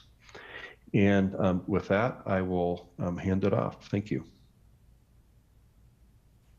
Thanks, Kurt. So with this next slide, we're just showing the way we track data on goal 3. This is that we are making sure that access to public spaces and infrastructure is clear. What this chart shows is that about 10% on average of the campsites that we see are in fact blocking a pathway, blocking access to a facility. And so where we see, just as what Joe shared, those campsites causing access issues are primarily concentrated near downtown and along Boulder Creek. And then if you go to the next slide, this is tracking just some of the hazardous materials and biohazards that are found in encampments. This is one of the key reasons that city staff have advocated for additional resources. I'll slow down a minute, wait for that slide to change. I wanted to call out this number of needles is found. This does not include those that have been collected in the 2 public kiosks that have been piloted downtown and in partnership with Boulder County. Since May of 2020, 22 when they were installed. We've gathered over 689 pounds between those two kiosks, one of which has only been in place for about 3 months. Based upon weight of a syringe, we think that's about 62,000 needles. In addition to that quantitative data, qualitatively, our operations staff are reporting finding fewer abandoned syringes in nearby public spaces since installation. So we're grateful for the partnership of the county and HHS to have those in public spaces. Next slide. This one highlights some of the outcomes of the Downtown Ambassador Program. As a reminder, this is a partnership between Community Vitality Department and the Downtown Boulder Partnership. In addition to the data highlighted here and in your memo, we wanted to note that it is beginning this month that CU Boulder is contributing to this program for a pilot to augment the ambassador presence in the University Hill commercial districts. So we're excited to see how that helps. This graph demonstrates the quantity and distribution of ambassador contacts, 75% of which are hospitality contacts. If you go to the next slide, we're talking about goal 7. One of the goals of this work is to reduce the environmental impact of encampments, including that we ensure our waterways are free of contamination. Operations crews are encountering about 50 encampments per month on average that are near waterways and have trash or biohazards present. Again, you'll hear from Joe how we're standing up the second team, and we hope to be able to address those more quickly. Next, Chief Harold is going to talk about one of our goals, which is specific to reducing crime and disorder in these areas of emphasis.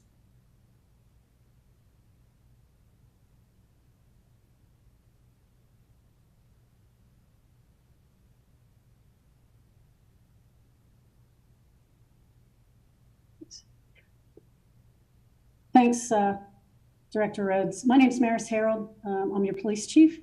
On this slide, we're reviewing 2 years worth of crime data on this slide. As you can see, there's definitely a seasonality to the crime in the identified encampment micro hotspots, especially during the summer months. In the last 2 years, crime has been relatively stable. We have not seen significant increases or decreases in crime in the adjacent or in the encampments themselves. Of interest is that micro hotspots comprise about 10% of the city's geography, but contain 30% of the city's crime. This crime includes Part 1 crimes, such as aggravated assaults and robberies, and Part 2 crimes, such as simple assaults, menacing, theft, and harassment. This data does not include Colorado University's Police Department's data. Next slide. Again, looking at the same 2 years, focusing on month to month now with exact crime counts. What's interesting in these small identified areas, 50% of all warrants in the city, including municipal, fugitive apprehension warrants, and state warrants, are contained within these micro hotspots. Most of these warrants were signed by a judge after an individual fails to appear in court. Of interest is 73% of the individuals have been identified as unhoused community members. Next slide. This slide represents 5 years worth of data. As you can see, when we look at 5 years worth of data, crime data, you can see crime has trended downward over the 5 years with a slight uptick in 2022. The downward trend is due probably to several reasons, but some of that is people returning to work after the pandemic, intensive city services that are being offered in these micro hotspots, obviously high police officer visibility in these identified micro hotspots. Despite these downward trends, crime is still heavily concentrated in these areas. Next slide. I just want to give a quick overview of what the police department provides for the unhoused community in these micro hotspots. And the department responds to these complex issues identified in these encampment clusters in several ways. First is service. We have assigned a sergeant and 2 homeless outreach officers who mostly are non-enforcement in their capacity. They've provided over 300 courtesy transports for our unhoused community members to such services as court, drug treatment, medical services, dentist appointments, detox services, and housing services connections. The work they do is critical, and the trust that they've built with our unhoused community is unbelievable. To watch their work is truly remarkable. The Boulder Police Department has also invested in an encampment team that has an assigned sergeant and 5 officers. They are primarily responsible for conducting camping ban notifications, ensuring safety throughout the cleanup process, and facilitating outreach efforts. They also handle enforcement when we cannot gain compliance, and they also do a wonderful job with community education. And lastly, I'm proud that we have a robust research and assessment team working with the Boulder Police Department and other city departments on this very complex issue. If I can take a couple minutes just to talk about the Boulder Police Department's Bureau of Justice Administration Smart Policing Initiative Grant, which was authored by BPD, and we received that last year. But BPD is working with Dr. Natalie Hipple. She is a national research expert from Indiana University. Boulder Police Department and Dr. Hipple are working to understand the harms associated by living in encampments, information sharing between social service agencies, and lastly, understanding how our unhoused community members are socially and spatially connected. All of these, hopefully in the future, will provide really solid intervention points. Next slide, please. On this slide, we are looking at a pretty typical J-curve trend line, which shows that 88 people, or 20% of the individuals that received citations, camping citations, account for approximately 60% of all camping tickets in the last 3 years. These same 88 individuals were also responsible for 967 crimes, excluding camping citations. In other words, camping citations are highly concentrated to a small number of unhoused individuals. And if you take this trend line all the way out, you'll see that most of our unhoused community members receive 1 or less camping citations. And I think I'm going to turn it over to the next presenter. Thank you.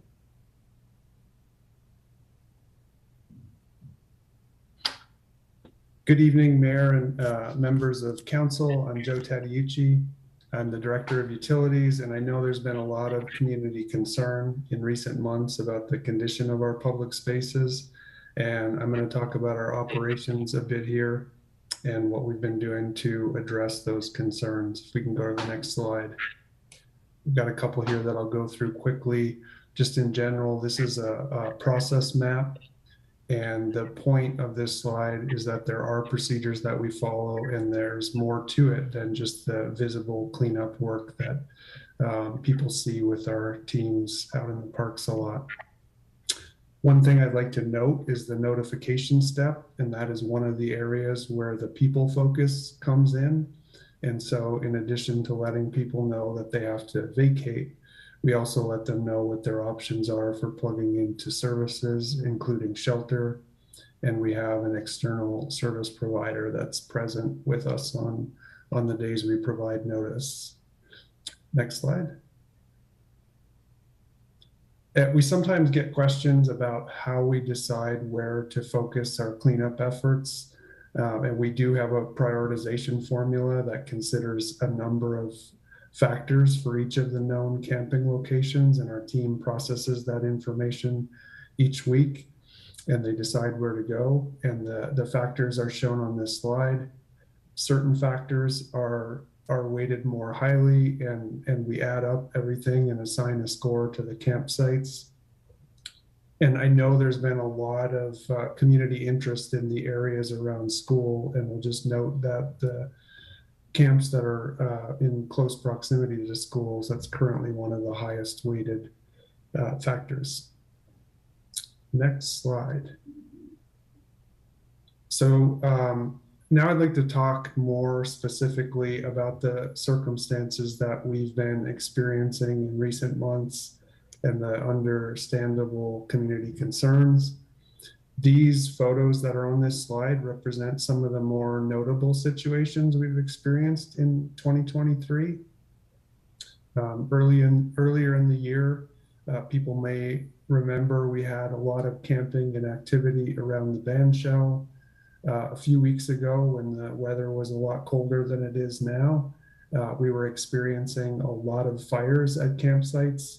And we also had some recent notable activity at the Pearl Street Mall. And so these photos are a few of the more notable situations. But for those of us that are close to the work and the team that's doing the work out in the field, we have definitely seen a change in the last 4 to 6 months. And from the time we've implemented our cleanup program until I would say about the end of 2022, we relied heavily on a voluntary compliance model and worked closely with the unhoused community and encourage people to move on their own. And we were having success with that. But something has definitely changed in 2023, and that hasn't been as effective. So the next slide. In response to the conditions that we've been experiencing, we've revised our operating procedures, and across the organization, we have a lot of standard operating procedure documents that inform the work that we do. And I shared the document update with the city council members about a week ago. And the highlights of our updates, and it really takes into account what we've learned in the first couple years of this program. And so we were due for an update just based on what we learned, and as well with the experience we've had with the changing conditions. I'll just highlight a few of the updates. And one of the things was clarifying for our teams the tent and propane ordinances and where and how those apply. In the introduction, Maria showed the large cross-departmental team. So just making sure that everyone's in the know on these things.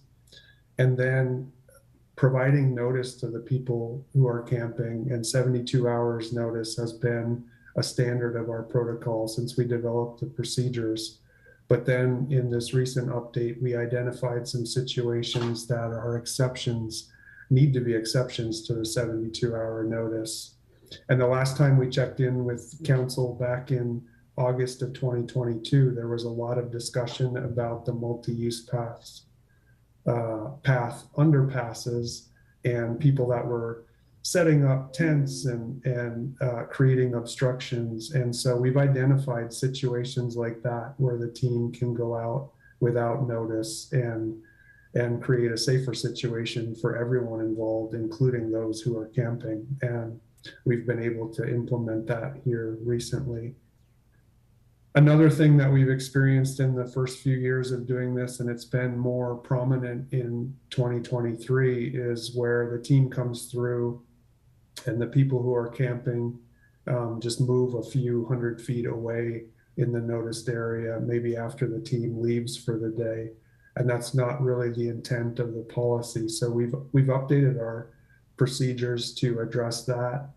And we're a few weeks into implementing these new procedures. At the end of this week, it'll be our 3rd week. A big part of it has been providing advance notice to the people who are camping and letting them know our intentions, that things would change and that they can't just move a few feet away, like I just mentioned. And so we're starting to have more success with that and getting voluntary compliance again. So the communication and the upfront part is really important. So we're seeing a positive effect so far. We're only a few weeks in addressing some of the concerning situations that I showed in the photos a few slides ago, and have been starting to receive some feedback from the public that they're noticing, and that the creek corridor, the Boulder Creek corridor, has felt safer and more available for everything, for everyone to enjoy. One thing that has not changed in our procedures and the way we do the work is really the tone that the team sets and the way they do the work. And I've spent a fair amount of time out with the team in recent weeks, and was able to observe our utilities crew and a lot of the new team members that are joining and getting up to speed, and watch them help somebody pack up their belongings, and just really continues to make an impression on me, the respect that they show and the way they treat people with dignity. And the same is really true of our police officers. And of anybody who is involved in the cross-departmental team, I would say the officers are in the most difficult position of those doing the public spaces work, and they deserve a lot of credit. And they continue to amaze me with the skill they show in keeping things calm and in de-escalation. Was doing a tour with community members just yesterday, and there was a situation where a fight was breaking out between two of our unhoused community members, and it was starting to escalate. And the officers who do this work every day engaged, and within a minute, one of the people was calm and sitting down, and I just watched the energy drop, and it was really impressive to see firsthand. So I'm really proud of the way that our team does the work in the field and how they represent our city values. If we can go to the next slide, I'm wrapping up here shortly. So we've also checked in with council and let you know that we've updated our signage. Notice is a critical part of our public spaces program, and the signs are a permanent form of notice and provide clarity of what the rules are around camping, tents, and propane. We have a QR code on the signs that if people make use of that, we'll take them to a website that has available services. And so we have about 50 signs ordered, and they'll be placed initially along the Boulder Creek corridor in the downtown area and around Boulder High School, as well as Sinton Park near the Dairy Center and along Goose Creek, where we see a lot of the most active camping occur. So next slide. So just want to close by looking forward and talking about some of the challenges. I thought we outlined them pretty well in the memo, and I'm not going to talk about all of them. And others may have mentioned it before me here, but I think Allie showed a slide and talked about the number of needles that are collected, and addiction is a really big challenge. And other than collecting the needles, it's not really something the public spaces can address. But for those who are out doing the work day to day, and those of us who spend time with the team and see it more firsthand, it's one of the primary reasons that I think people get stuck in the camping situation. Of course, it doesn't apply to everybody, but it's a big challenge.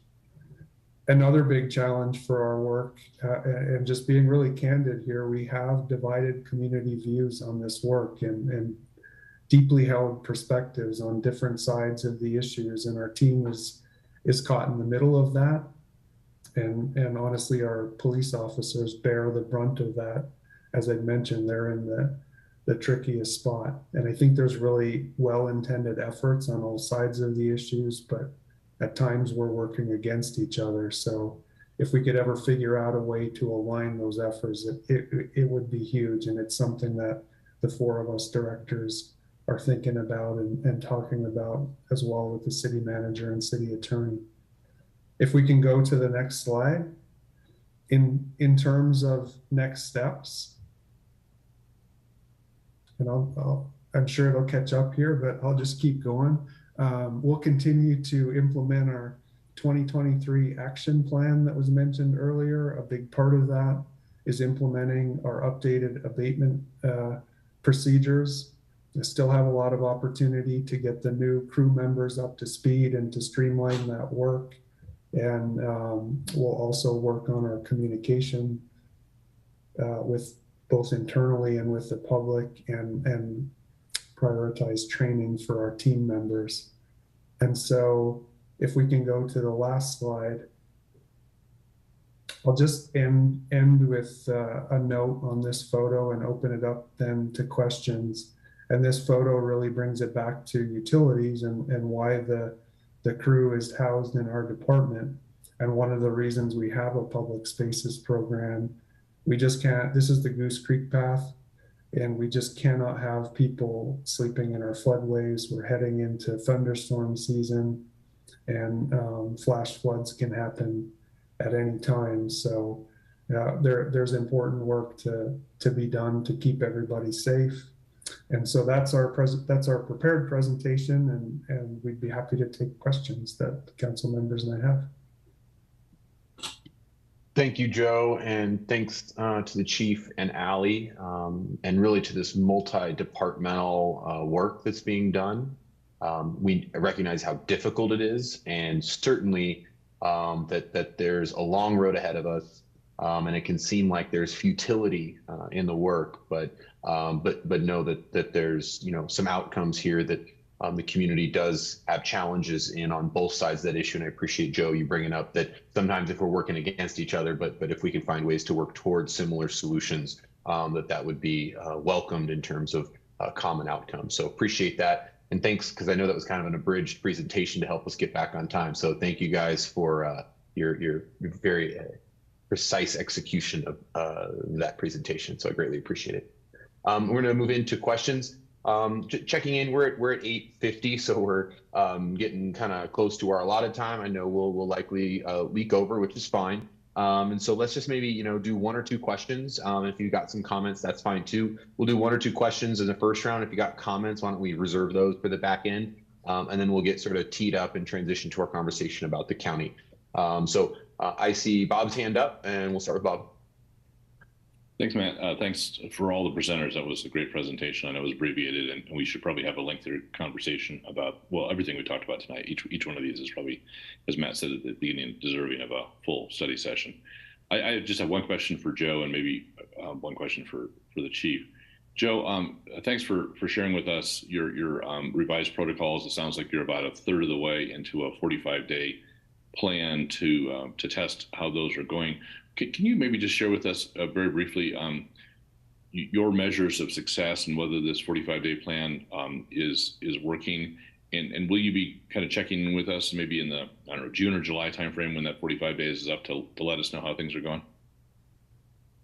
Yeah, sure. And I think Allie covered the goals slide, and we have measurement elements of all of the goals, including the camping. So that'll be the primary way that we would measure success.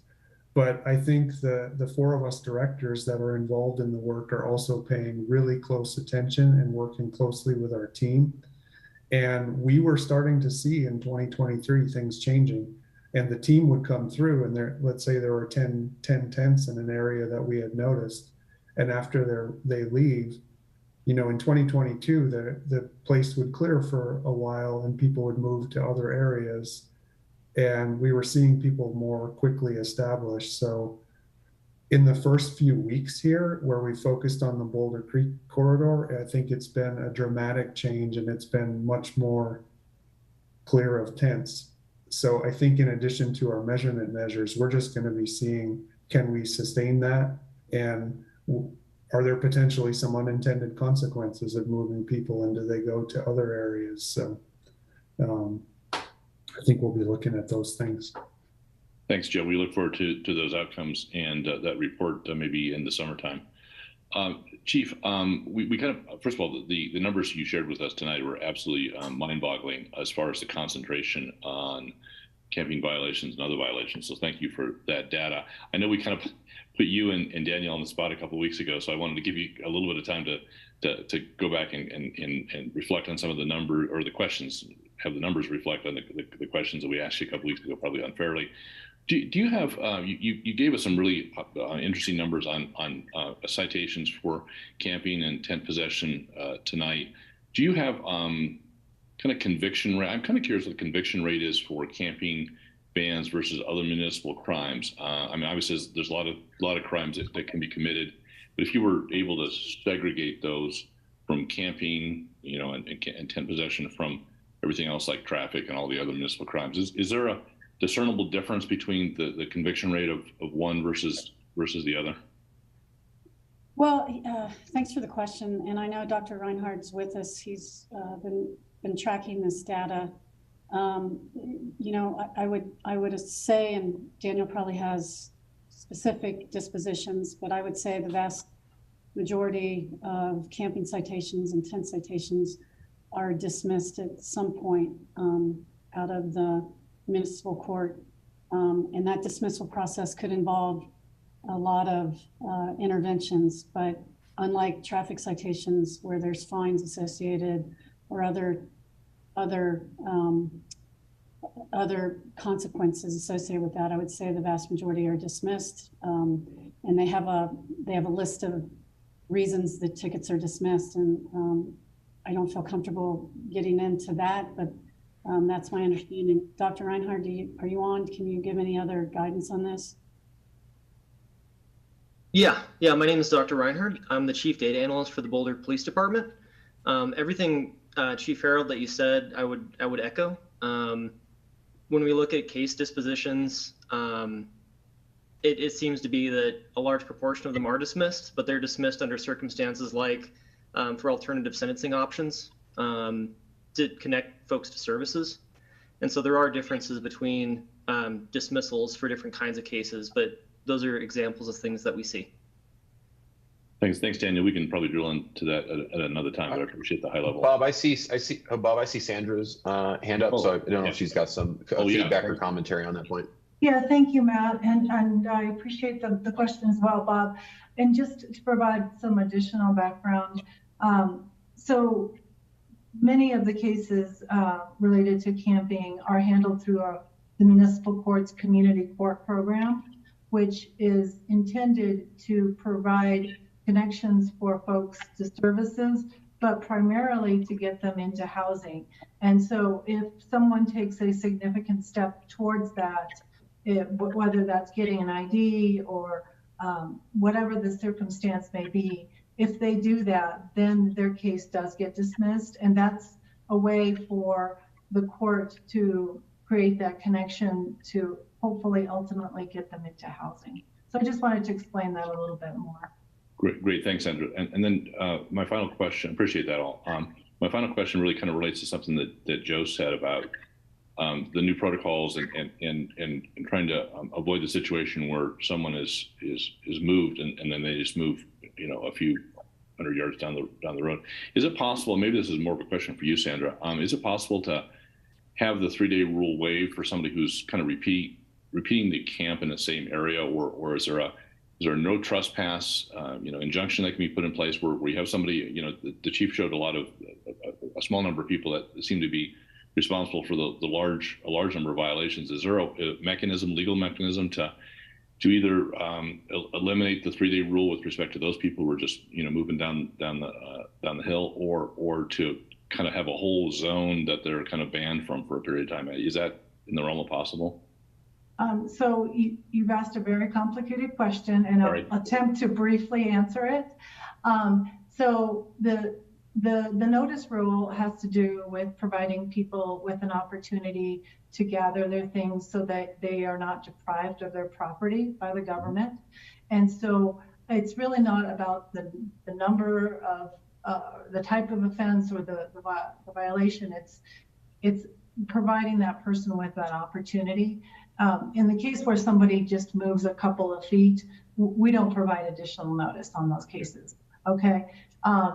And I think there was a second part to your question. Now I don't remember. It's kind of related to that, Sandra. I think that was very helpful. If someone is repeatedly camping in an area, a zone, and we give a 3-day notice and they move a few feet, and give it another notice and they move a few feet, is there a point where they're kind of such a repeat offender where the judge could just say, hey, listen, you just can't, you can't be in this place for a period of time. It's just like a timeout. You can't be in this zone or in this park or this area.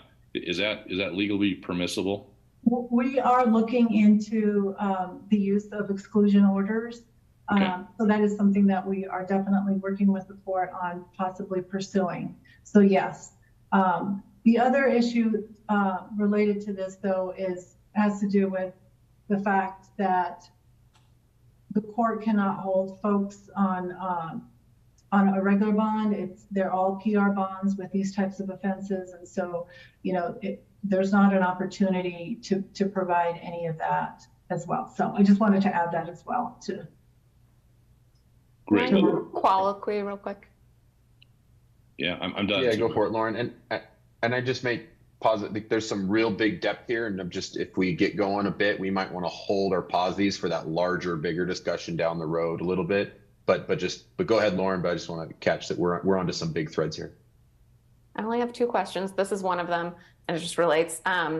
So in the notice to vacate, it said this notice to vacate is in effect for 14 days from the date of notification. You must not reoccupy this area during this time. What do we mean by this area? Like, is there more concrete language, or do we have a strong idea of what that means? Like, is that within a block? So it's the area that's noticed, and we have to provide reasonable notice. And so many times the actual tents are noticed, but there's also the opportunity for us to notice an area. So, and perhaps someone else can talk to the practicality of what that looks like, but it really, we're only required to provide reasonableness in terms of the notice requirement. I can add to what you were saying, Sandra, and each week when we do the notice, and I talked about the signs, which are kind of a permanent form, but we make every effort to tag the tents that are out there with a piece of paper, and on it, our latest forms of notice also describe a specific area. It might be from 9th Street to 17th and between Canyon and Arapahoe, or some descriptor like that. So that's how we do try to define specifically the area where we're going to clean up. Thank you. Thanks, Lauren. I saw Junie also had a follow-up as well, but I just wanted to recognize her as well for that one. So Junie, did you have a colloquy on the colloquy? Thank you so much. I just have a quick question, and thank you for the presentation. I really appreciate the slides as well. Based on what I hear, I'm just a bit confused, and I wanted some clarity around the idea of, I understand the notice to vacate if someone is, they're pitch a tent and they're living in the area, and then there are cleanups. I understand all that aspect. But my question is, these parks are public spaces, and I'm wondering if we're running into any type of constitutional issue. Can we ban community members from public spaces that are open to the public? So I'm just a little bit, I just thought I needed some clarity around that, because I understand private property, we can't, I mean, people can be trespassed from private property because it's private, but a public space, I understand you can ask them not to conduct the activity that they're conducting because maybe the area is not good for that particular activity, but to ban the person physically from that area, especially knowing it's a public right of way, I'm just not sure how is that, are there any precedents for that? So how did we come to that? I can try and address your question, Junie. And without getting into legal advice, I would say that, you know, we have a camping law, and it's been passed legislatively, and we believe that it is constitutional, and that's been our position. Okay. Do you mind if I call it? Yes, Aaron. Yeah, but I just want to say, we're going down a big thread here, and maybe could we perhaps maybe table this question for perhaps a memo from CAO, or at least for a larger discussion, because we're going down a big rabbit hole on this one particular thread versus sort of staying a little bit higher level. We want to get to some other questions. So I just noticed we kind of dropped right down this one. So Aaron, if you got it, if it's really acute, great. But if otherwise, we want to kind of end this one and move on. No, I want to be real quick, but I think there was maybe a bit of a misunderstanding, because I think I heard Junie saying, how could we prevent a person from being in a park? And I don't think we're doing that. I think the prohibition is about camping in a park, not about being in a park. So Sandra, I think in your answer, you were addressing camping, but Junie's question was about whether you can just exist in a park. And we're not telling anybody that they can't just sit in a park. Is that correct? That's correct. Thank you for that clarification. Junie, did that get to what you're asking? Thank you so much. I appreciate it. Thanks, Aaron. And there's probably more to discuss on this. I've made a note that that'll be something we circle back to. I've got an idea for us here in a minute, but let's move to Tara. I know Aaron's got his questions, then Lauren, and we'll keep on moving on, but appreciate it. I have two rabbit holes I'd like to address tonight. The first one, is propane tanks. So I guess I think a good portion of the people in the community are probably stressed because of the fire safety issues with propane tanks. Can you remind me of what happens to somebody who has a propane tank in a park or in a shared space? And also, Joe, do you remember when I saw you on that hike down so let's say this did happen. I was walking down the creek doing a nice little walkabout, and I saw right attached to the library, meaning like a foot away, a beautiful North Face tent. And inside that tent was a very large propane tank. So in that case, when of course I would be visualizing if that thing blew up, it would be terrible for the library. That was my first reaction. So tell me, are we allowed to confiscate those if they're inside a tent, but we see them? And how should the community members deal with that particular thing, since a lot of people are worried about that? And then I do have one plea, and that is, can you tell me where you think people are getting these propane tanks? Are they getting them from, are they given out on our locations or in parks? Are they buying them? Are they being taken? Do you have any data on where these propane tanks are coming from? So this is basically your propane tank rabbit hole that I'm wishing to take the trip down. I can start that, and I'm going to have Daniel probably give you some quick stats on that, Councilmember Weiner. Yes, we confiscate them when we see them as quickly as possible because they're so dangerous. We do have intelligence that community members are providing the smaller, like the grilling, the very small propane tanks out. And I think Dr. Reinhardt has some crime report stats on propane tanks. At least it gives us, we know this is so underreported, but at least it gives us some, information on who's reporting these things stolen. Dr. Reinhardt, can you help me out here? Yeah, absolutely, Chief. So very high level overview, to be brief. So this year we've had about 25 or so reports, like documented Boulder Police Department reports involving propane tanks. And the circumstances that involve them are varied. And so we have some examples of burglaries of businesses that have propane tanks. We also have reports involving obviously tent fires, unattended property. And so just observing a propane tank without anyone around, like on a sidewalk. And those are going to be different, obviously, from like attempted thefts of propane tanks. So we have about 25 or so reports this year. And that's more than we've had in previous years up to early April. There's sort of more of a rabbit hole there that may be couched for a larger discussion.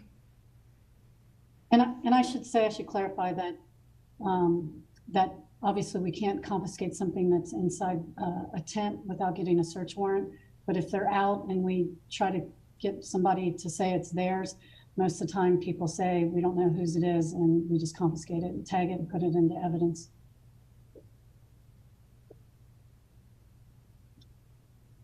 Tara, you're muted. Yeah, I noticed that. Are you good? I'm good. All right, second rabbit hole. Well, actually, before I finish. All right, Alice. Well, let me just finish the first rabbit hole. If this is a plea to community members who are giving away propane tanks, I would think because they want people, they're doing it for what they think is good. I am not understanding why that would be a good thing in light of our winds and our fire situation. So I invite you to please call me up and sit down with me, I beg you, and just tell me what you're thinking, and maybe we could talk about this. I know that sounds crazy, but I have a reputation for talking to anybody and listening to what anybody has to say, so I invite you to do that. Okay, next, I'm moving on to the second rabbit hole of drug overdoses. So I have a question for you. we heard about the people that almost died of drug overdoses, and thanks to everybody who saved them. I appreciate that. I wonder then what happened to the people after they were saved. Were they left out there in the, in the Central Park area?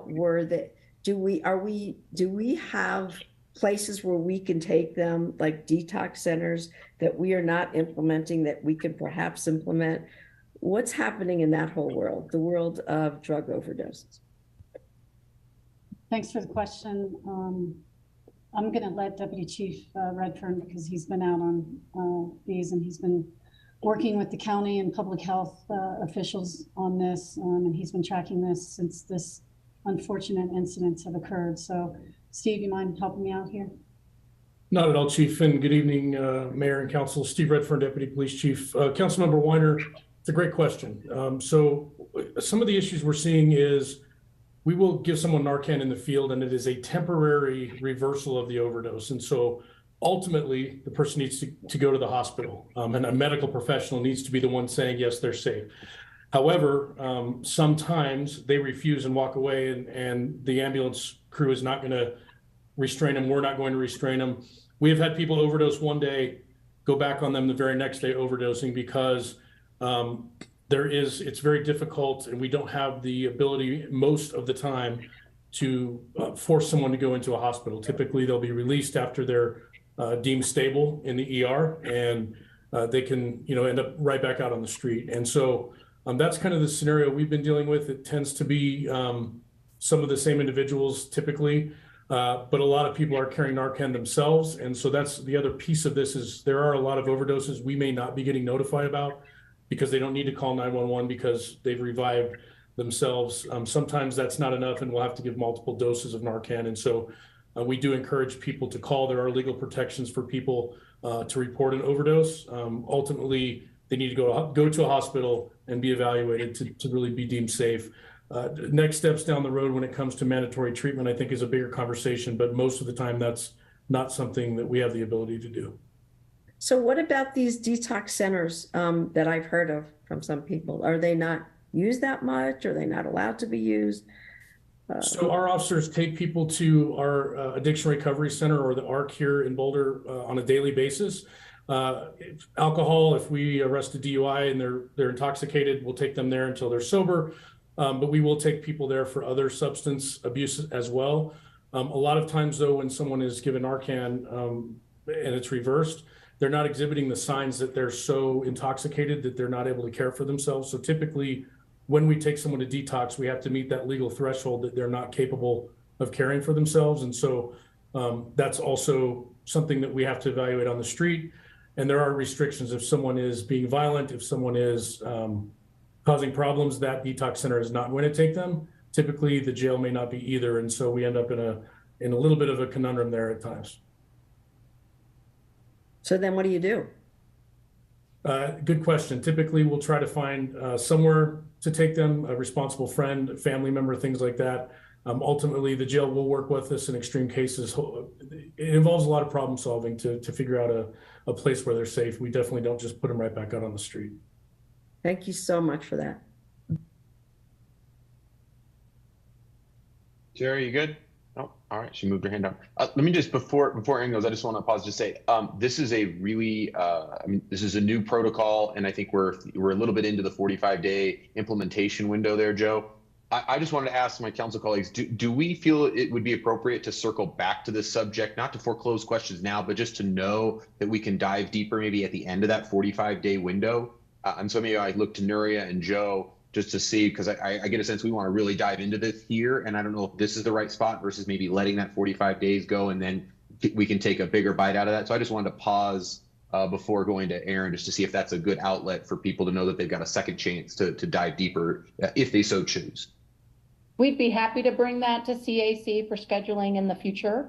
And if folks have additional questions that go unanswered tonight, please feel free to forward them, and we can be thinking about that future presentation as we schedule that at some other point.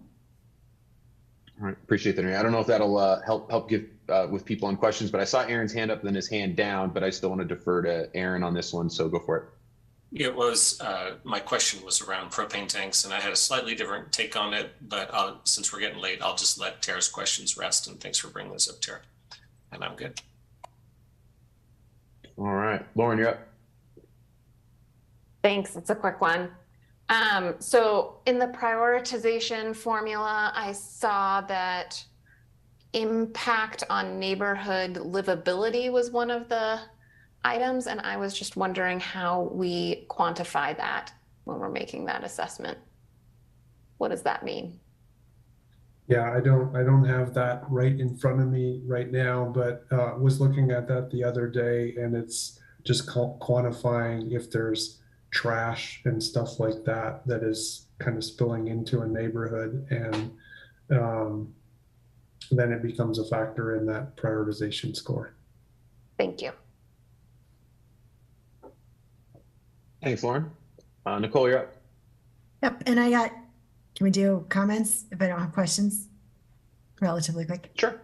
Okay, thanks. Yeah. I just wanted to acknowledge also just the challenge to staff with especially the recent increases in overdoses that everybody's been dealing with. No one should have to live outside. Nobody should have to do what we're asking you to do either. So I'm really hopeful that we can find some better solutions, but I know it's hard to witness this. I just saw one the other day, and it's challenging. So thank you to staff for working on that. I was really curious, just looking at those Be There impact numbers, whether that model of going out to people is the most effective use of what are pretty limited resources on our part. Just as an example, you know, everybody I think knows about Feed Forward and has been out there at least once or twice now. With their model, they're attracting people to a single location just for 1 hour, 1 day each week. But their numbers are a lot better than ours in terms of how many folks they're reaching. I asked about their impact numbers, and it's really pretty impressive. Last year, they served 719 unique individuals, and they had an average of about 104 people each hour that they were there. 77% of the people they served returned at least twice in a month, with an average of 74 service connections each week. 75% of the individuals there are actually traveling to Feet Forward every week from other spaces or places where they are. They don't have to go, spend the time going out looking for folks. And last year, they supported 64 individuals experiencing homelessness into active housing plans with 31 exits from homelessness. So 24 of those people are engaged in ongoing peer support. So those are pretty good numbers in attracting people to a place. And I know I'm biased because I volunteer there, but the numbers are unbiased. And I am just really thinking if we want to be successful with our day center and trying to get people there, I really hope we can make use of other groups in the community that are having a lot of success already in this model of bringing people to a place and connecting them with services. And also just on the topic of the propane tanks, this may be a late 9 o'clock crazy idea, but we have so many brilliant high school students in our community and college students as well. I was wondering, can we be innovative and give them a design challenge to create an alternative to a propane tank? So something cheap, safe, easy to make that can kind of keep people warm, that can not, fall over and not explode, those kinds of things. It seems like something where we could just offer, whoever can kind of do that the most safely, cheaply, efficiently, they get a prize. And it seems like we could work on giving people an alternative to propane tanks and try to minimize the use of that. So anyway, just trying to think a little bit outside of the box and make use of the expertise and creativity that we have in our community. Thanks, everyone. Thanks, Nicole. I have sort of like a 1/A question.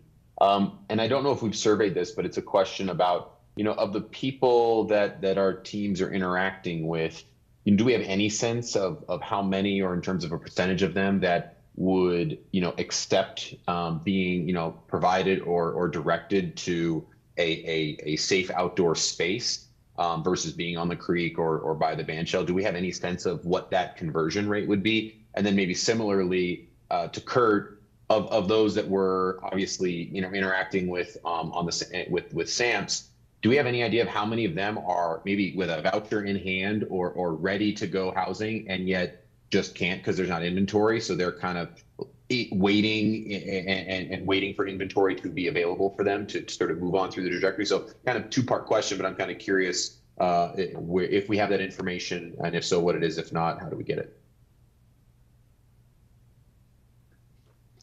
Thank you. I'll try to address both of those. So yes, there are individuals that go straight from living outside into housing. It's not a big number.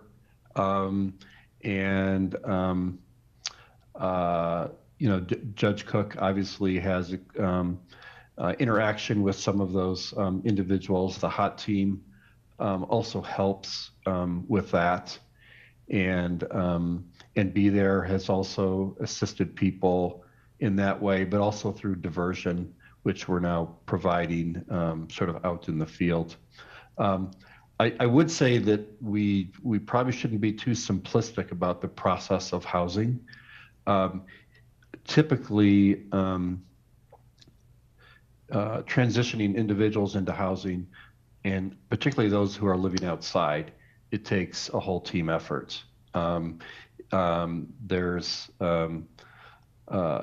regular collaborations with all the partners who are doing this to work on individuals and connecting them to the housing. And it's a huge effort. Except for those who go through more of a traditional process through the shelter, it's complicated. And also, thank you for highlighting the work of Feet Forward. They play a role in that as well. I am certainly hopeful that some of that same, as you talked about, bringing people together, I'm hoping that the services they provide can be provided at the day service center as well. And the day service center can be sort of an instrument for those types of approaches as well. I'll also mention that there's 8 other programs or organizations that do outreach besides Be There. Well, I'll say 7 besides Be There and Feet Forward. So there's many organizations that are working on this, and it takes different approaches for different individuals. All right, I appreciate that, Kurt. Any other questions or comments? Seeing none. All right, well, big again, thanks to Allie, Joe, Chief, and Officer Redfern as well for contributing to that conversation. And, we'll see if that's something that CAC wants to take up to sort of circle back at the end of 45 days so we can sort of see where things are at, see where we need to be, and if there's any follow-up questions. But I'll leave that to our 3 wise CAC members of council and staff to decide that. All right. Moving on, Nuria, anything else from staff before we move on to our final topic on preparation for our county conversation? No, just a big thank you to all the staff involved. It really does take a village, and there are a lot of people on that SAMPS team, so appreciate it. And we will work with CAC on if there is a desire to have more conversation on this, which I'm assuming there is. So. Awesome. Thank you, Nuria. So as we move into our last topic of the night, and hopefully those conversations and presentations we had help maybe shape some of the things that we're going to look at with regards to our conversation with the county. I wanted to start by acknowledging the email we received from staff that relayed some potential subjects from which we would or could discuss next week at our dinner with the county commissioners. As a reminder, they are homelessness, regional transportation, racial equity, and wildfire mitigation. And clearly, I'd like to just offer a potential solution so we're not, having to straw poll every single issue to figure out how we want to weight them and go down that path. Otherwise, I would be using ranked choice voting, and y'all would love to dive into that ahead of the 2023 election. So let me just pose an idea here, see if you guys go with it, and that may open us up for spending either more time to discuss or we take that and then end the night. So with that, I'd like to offer maybe an amendment to those recommendations And I think it's really based on starting what our main focus for asking for this meeting with the county commissioners is, which was to discuss homelessness. And so I think I'd like to see if we could still be true to that. And so perhaps maybe what we would respond with is maybe spending about an hour, still let homelessness be the main subject, and spending about an hour or so on the subject of homelessness, but not forgetting those other issues, and maybe asking and having a 5-minute update, with regards to, regional transportation and racial equity work and wildfire mitigation, but still allowing us to take the bulk of the time to discuss the main issue at hand, which is sort of that collaborative and partnership between the county and the city, and really figuring out where those gaps are and where we can really divide and conquer and see what that strategy can and should be going forward. We're not going to solve it obviously at the dinner, but it might set up that conversation for maybe quarterly conversations or more updates down the road, from which we can really try to develop a cohesive strategy between our two entities. So that's my idea versus nitpicking on which one it was. So I just want to throw that out there to you guys and see if you're interested in sort of having that division of subject matter at our dinner. So I just throw that out there. Tara. I think Nicole was before me.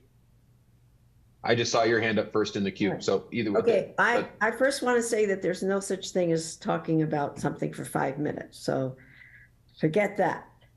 But I want to say that heavily, I'm guessing, I know this is for me, heavily on my mind right now is mental health, behavioral health, drug addiction, and, homelessness, housing.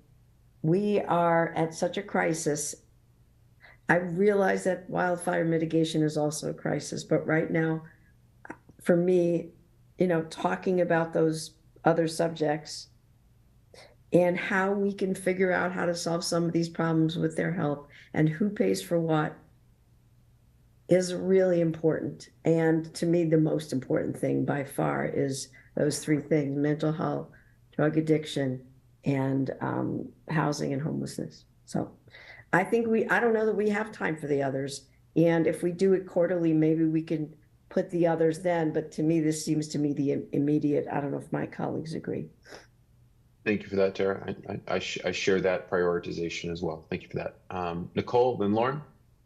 Yeah, I just wanted to offer, this topic of homelessness, as we've seen tonight, is huge, right? There's so many different things there. And so I just wanted to ask, as we're kind of passing things on to the commissioners, we're noting some of those other things that are involved. So, for me, it's eviction prevention. It's, as Tara just mentioned, addiction, mental health, kinds of things, affordable housing, right?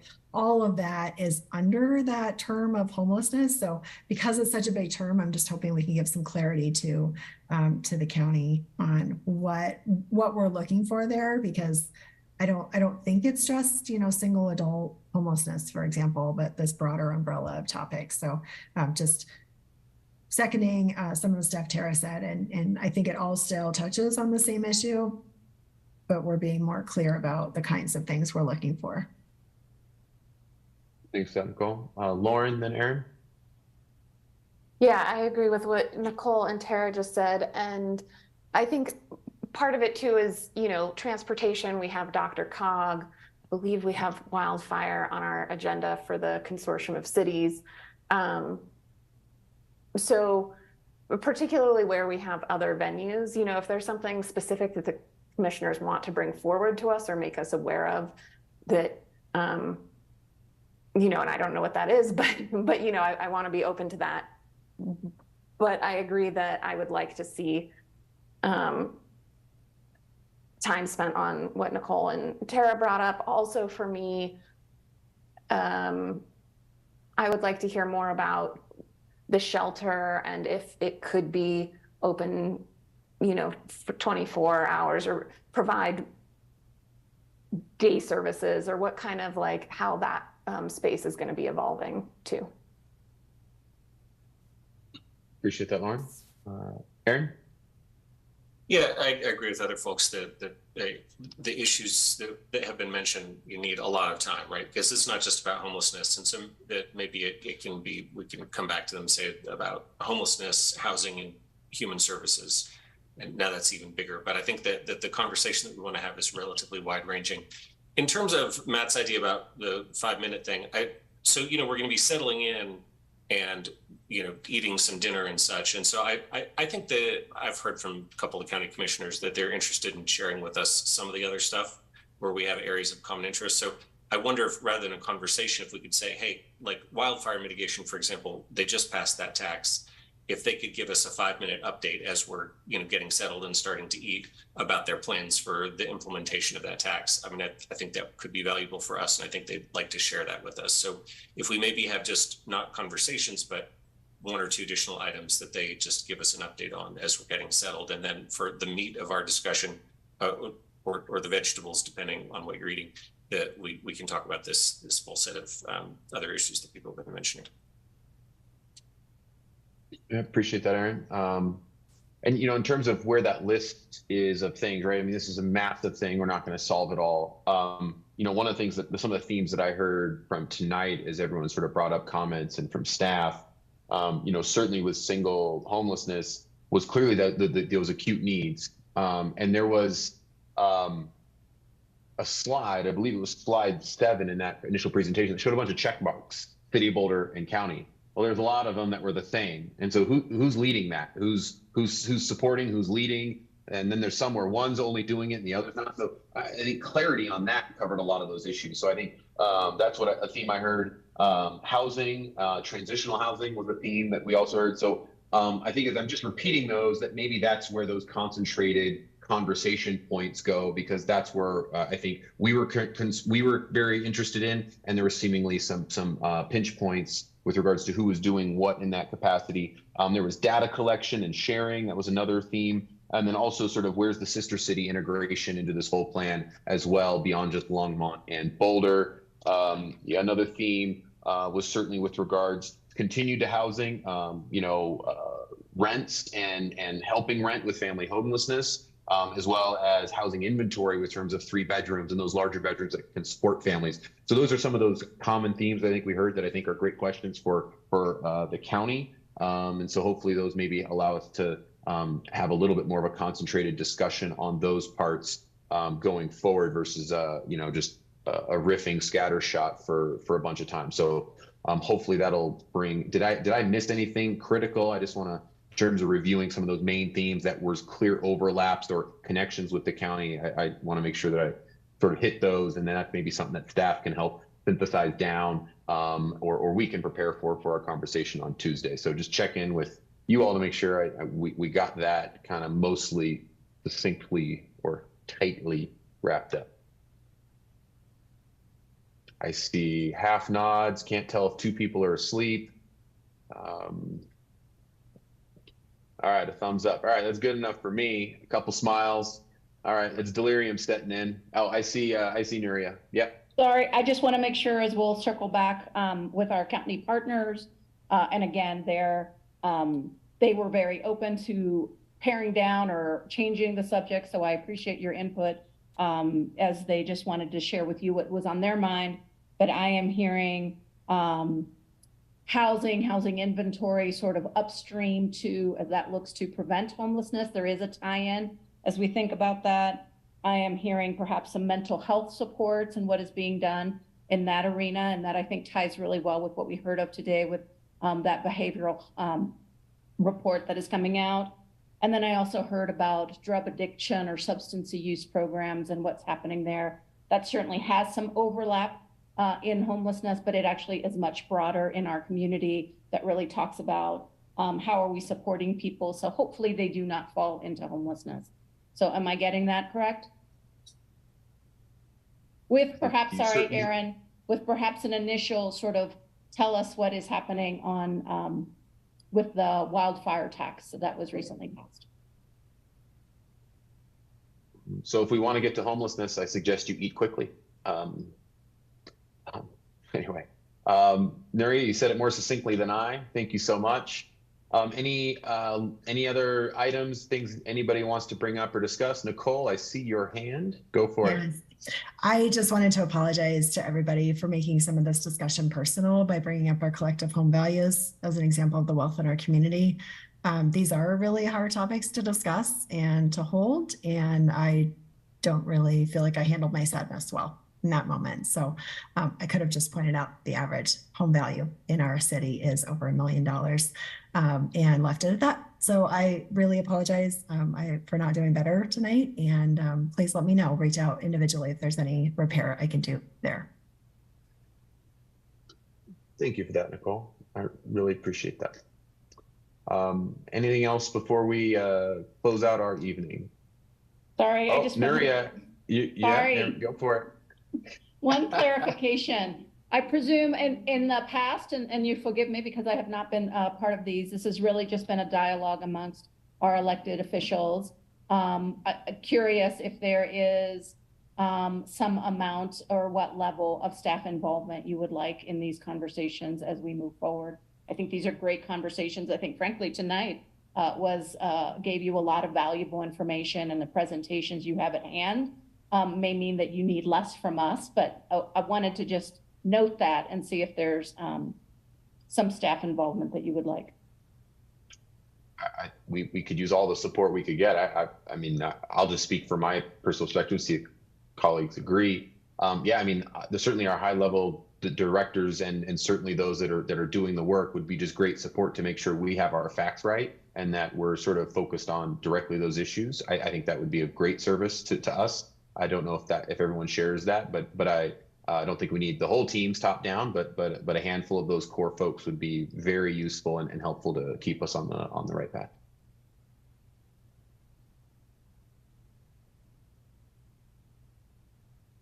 All right, sounds good. We will not All be right. preparing anything, but certainly we will be there to support. All righty, thank you, Nuria.